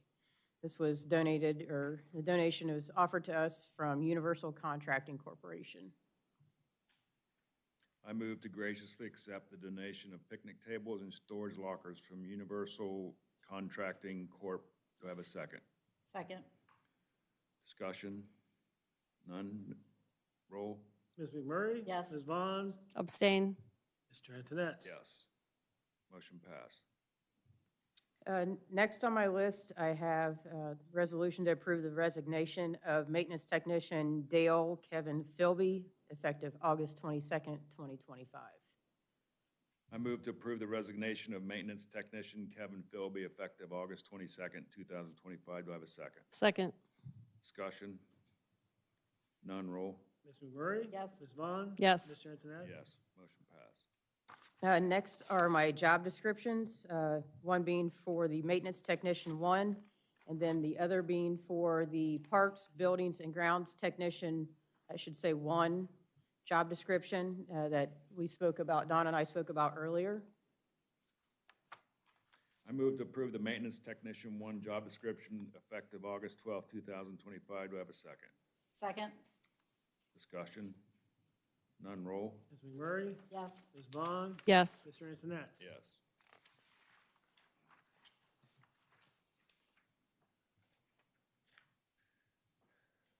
I move to approve the Parks, Buildings, and Grounds Technician 1 job description effective August 12th, 2025. Do I have a second? Second. Tie. Not sure if it was, whose turn it was. No, I couldn't remember. That got it. Yes, go ahead. Discussion? None? Roll? Ms. McMurray? Yes. Ms. Vaughn? Yes. Mr. Antoinette? Yes. Motion passed. And with the previous job descriptions that was approved, we'd like to get a posting for a maintenance technician 1, buildings and grounds. We're kind of combining the two so we can adjust to who our candidates are and which department side they fit the best. So both job descriptions will be included in the posting. Is this just an in-house posting?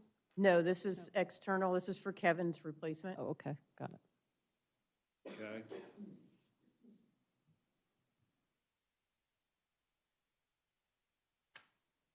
I'm okay with that. Yeah.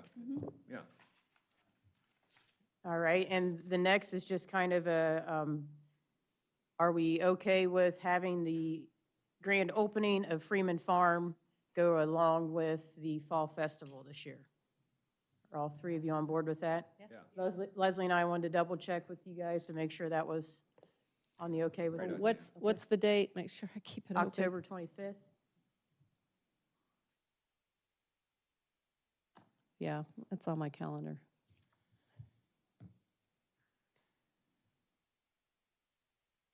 Are we going to have big scissors?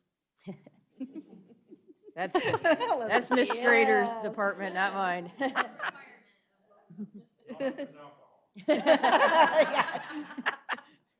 Running with scissors and alcohol, not so safe. All right, so next on my list is our e-bike resolution discussion. I don't know if you guys want me to start, or if one of you would like to input anything. I'll start. I thought there was discussion at the last meeting of allowing one of these classes that wasn't as fast and required pedaling. And this looks like Typically, Class 1, but this is removing all of them.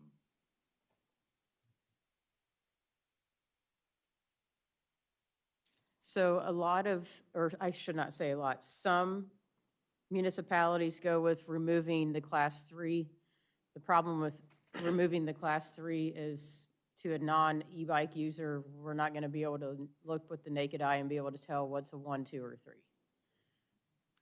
Okay, but if in the event that an accident occurs, then you can.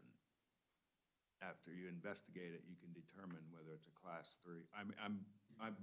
I'm just speaking on personally. I empathize a lot with the residents who actually need the assistance of an electric bike, and I don't think that's fair to completely remove them from essentially our parks and trails is what you're doing.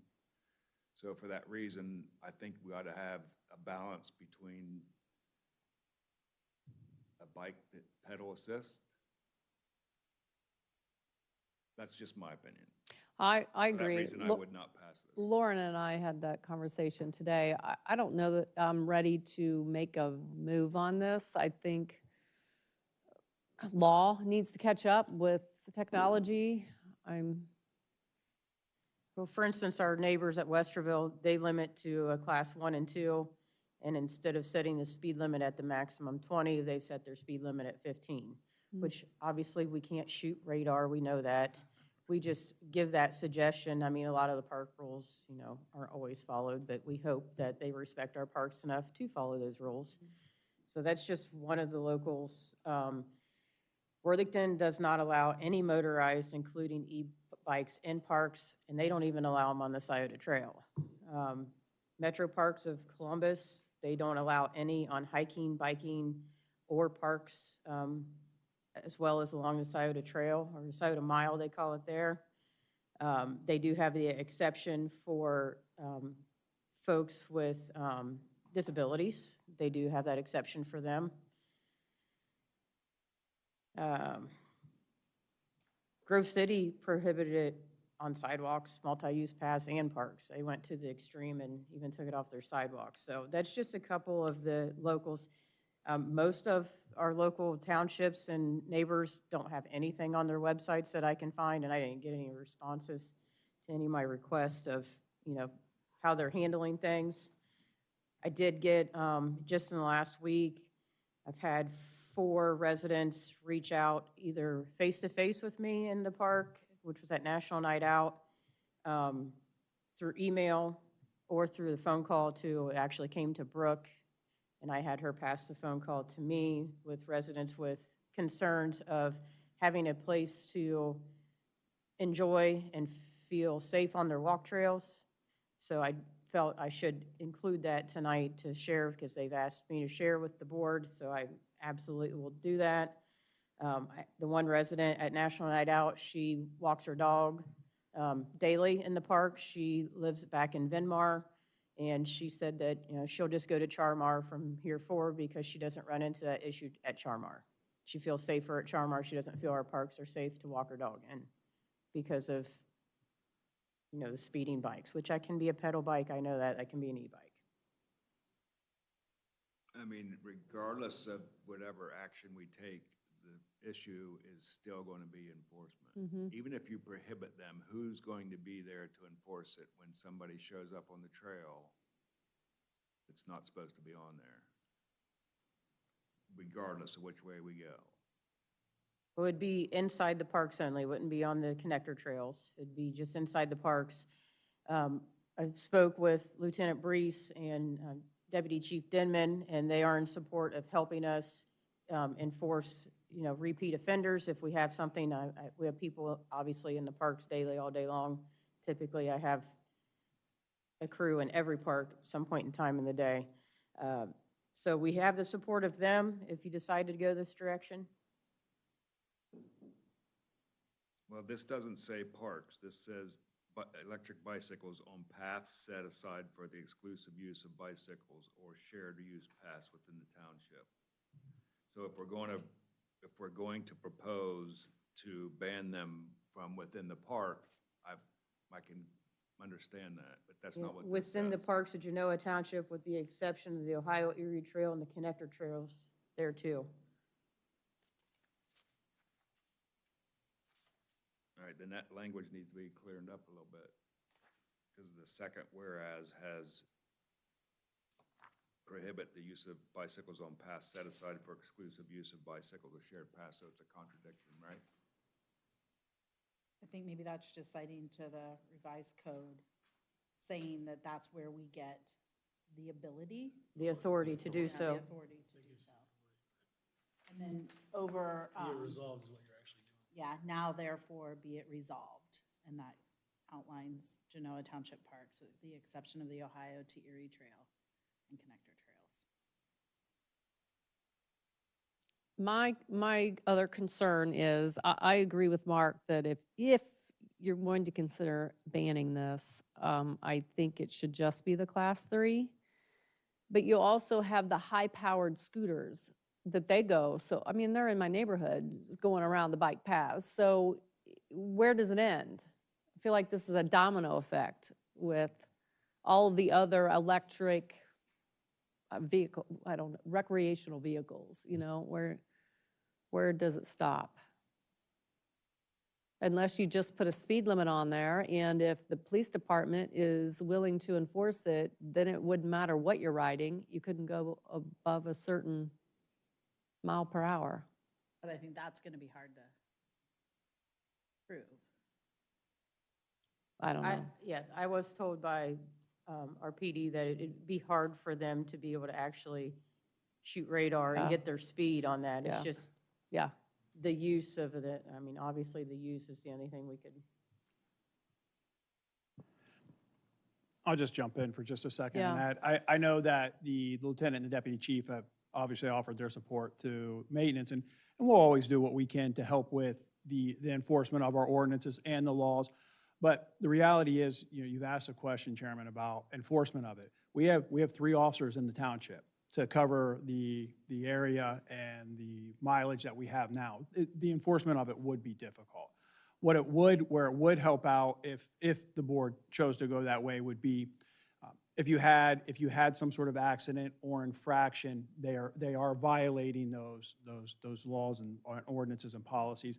And we could have attempt when we're in the parks, because we do monitor the parks. We do monitor the paths as much as we can.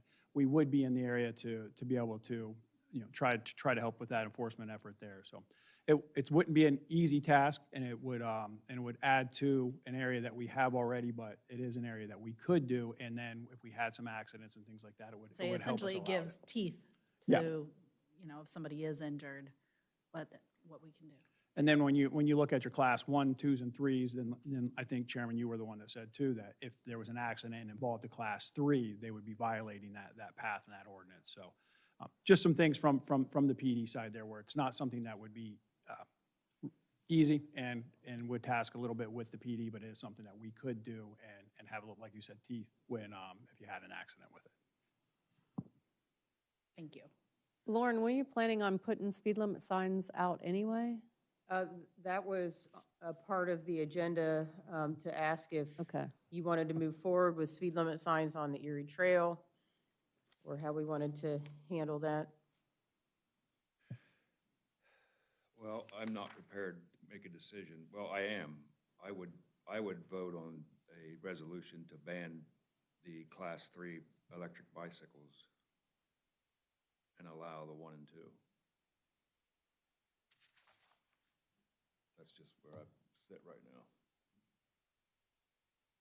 Can we tweak this? And is that for parks only? Are you No, I gonna- think you can keep the language that they can use the trails, right? Class 3? Yeah.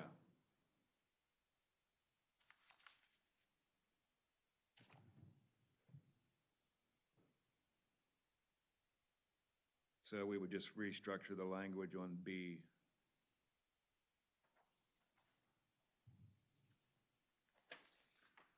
And I do think probably here in the very near future, we're going to see more of kind of the statewide, because it's just becoming more and more and more prevalent.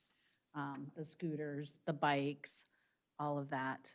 I mean, I was in Westerville the other night, and I shared this story at our meeting and saw 3 kids at the, what's the Chinese restaurant? New China? No, the fast food one, Panda Express. Panda Express, that's right. And they were on their property, and they were, riding their bikes all around the patio, with no helmets, and it's just like, businesses and other entities are gonna have to kind of get on board to speak up when they say, or when they see something. But I do think it's, hopefully, like you said, the law will catch up. I think the Class 3 would be a good place to start. And if we combine that with the speed limit signs, if anything, raise awareness, that could be a great first step. I don't think it's something we want to lose sight of, and I do think we want to monitor. And I would love to. Is that good? Class 1 and 2? Can we do that? Can we revise this, Paul? Yes, you can. All right, I'm going to make. The template for this. You want to do that this evening, all we need to do is change the minutes to the actual resolution, what you approve. What have we done in regards to education Yeah, between that's what- communication and police? Have we done anything about education of e-bikes or issues that we're having? In the last printed newsletter, police and I collaborated on an article that discussed that it's an issue. Okay. But obviously, we didn't have, Could we didn't know that this would be on the agenda, so.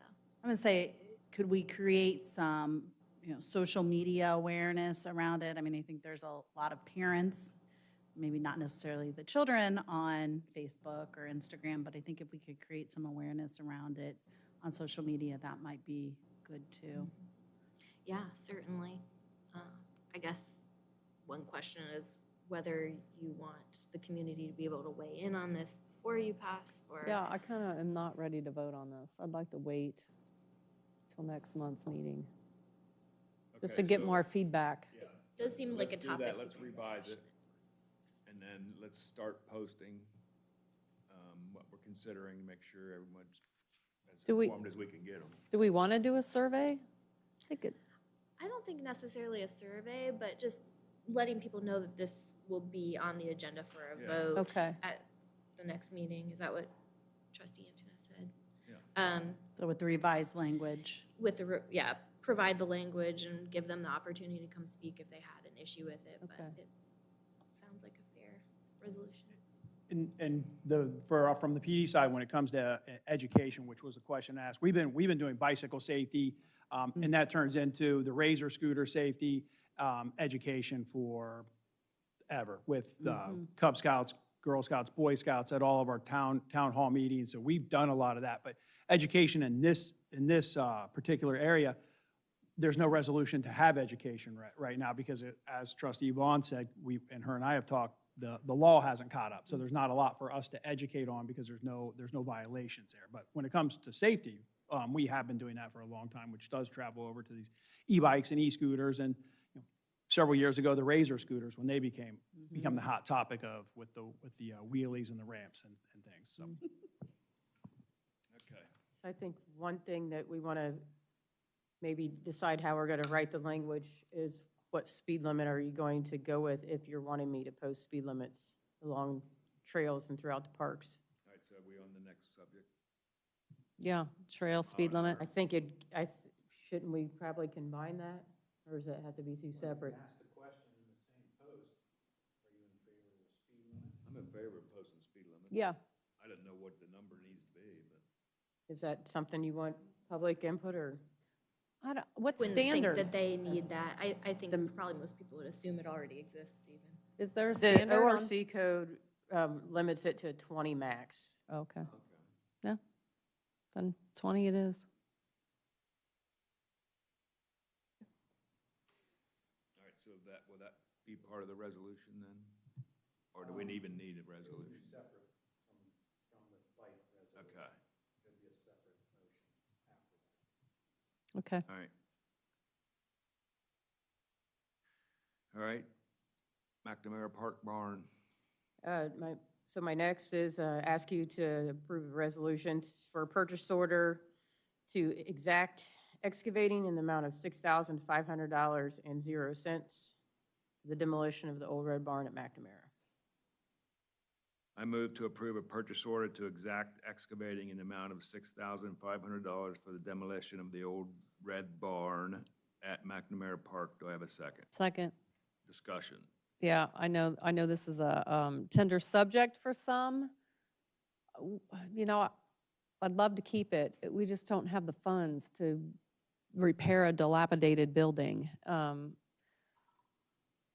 My hope was to purchase Freeman. Freeman has a very well-maintained barn. It looks great. So I feel like we still have one in the township.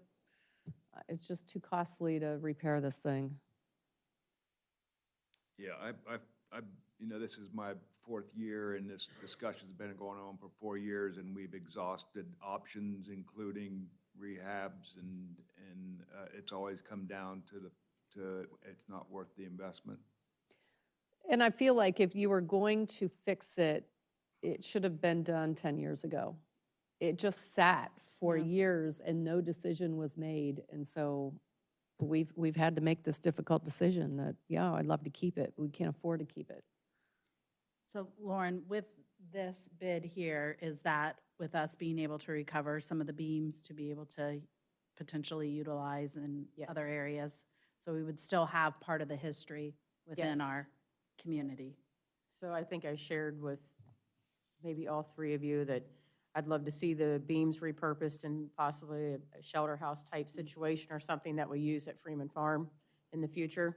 So we can incorporate pieces of the original red barn still into our history with our parks. I love that. I like it. All right, any further discussion? No. Roll. Ms. McMurray? Yes. Ms. Vaughn? Yes. Mr. Antoinette? Yes, motion passed. And with that, I ask you to approve the supplemental appropriation amendment for the Parks Fund from account 2171-930-930-0000 to 2171-760-730-0000 in the amount of $2,000 to my improvement of sites. I move to approve the supplemental appropriation amendment as presented for $2,000. Do I have a second? Yes. Second. Discussion? None? Ms. McMurray? Yes. Ms. Vaughn? Yes. Mr. Antoinette? Yes. Motion passed.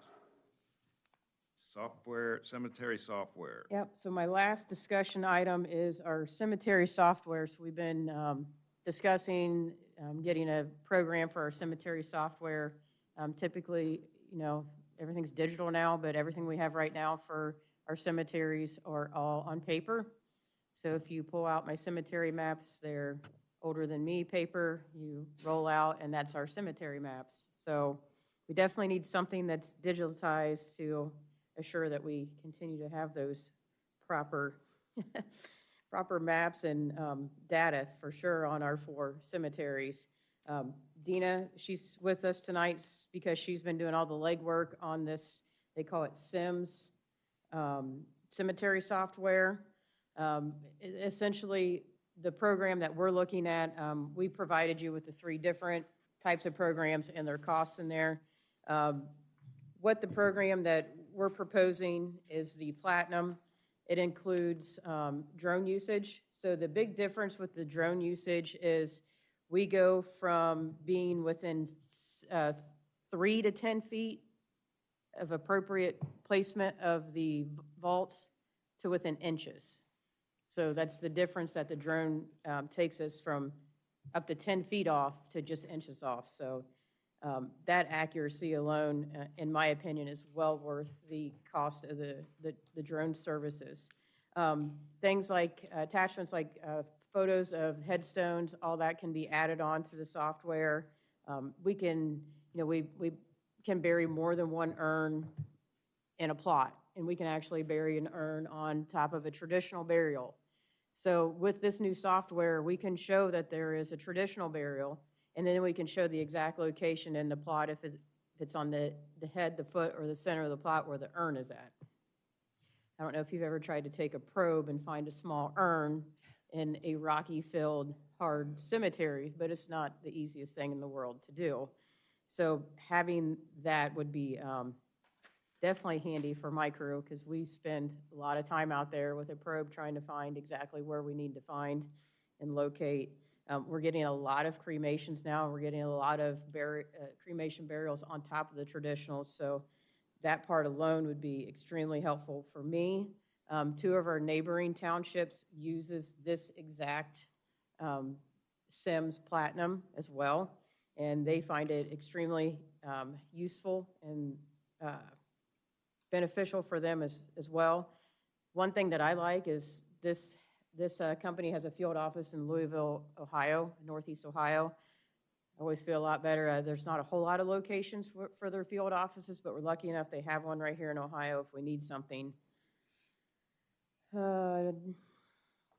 Dina, do you have anything to add? Just a couple more things about the Platinum.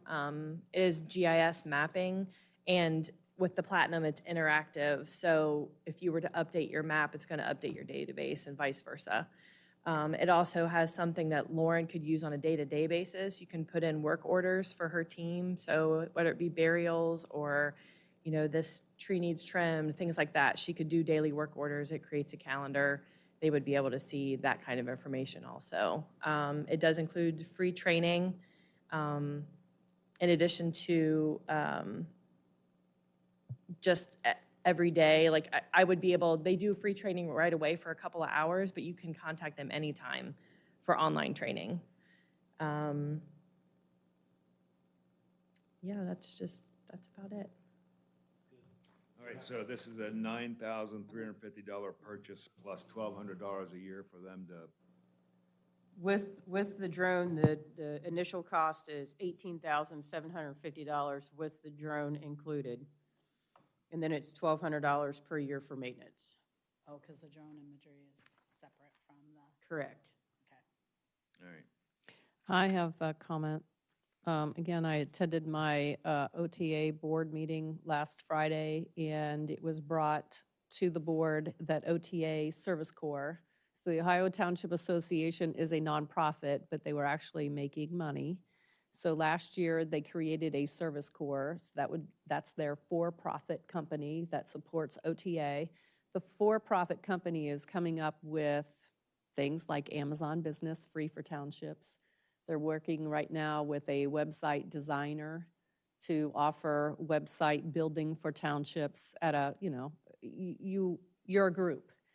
And it was brought up that OTA is working on cemetery software with a company that they will offer starting January. I didn't get a call from, I asked Michael Friday to follow up with me. He didn't until this afternoon. So I got the company that they are using. It is called Shoemaker Technology Group. They don't do the drone mapping, but they do the annual. Once you have the mapping and all of the information, you give it to them and they offer this same service. I don't know enough about it yet, but the guy was telling me it would be $350 a year. I asked him if that was for more than one cemetery. He didn't know. The owner of the company was at a convention. So again, this is all last minute. I'm just throwing it out there that there may be a cheaper option if OTA has done their homework. This company is from Michigan. But either way, we need the mapping. And I did speak to Dina about this briefly before the meeting. We didn't have a whole lot of time just because of the timing. So I think it's best that we discussed it tonight and maybe you guys table it until the next time, because we're not sure with the licensing, if we do the drone work, if we'll be able to allow Shoemaker technology group to use that. And we Okay. want to make sure that we're not bound by any kind of, a 12-month deal, a 5-year deal, or a licensing where we can't use the mapping at all past them. So we want to make sure we do our homework on that since this opportunity has arose. I just And wanted if to you throw that could out. please confirm that this is all the cemeteries, because it's just the. Yes, this is all 4. Okay, Yes. all right. This is good stuff. I agree, we need to do a little bit more. Yeah. Make sure we're getting the best deal. for It's the good, residents. Sims? Oh, wow. Okay, any further discussion? Yes, Lauren? sir.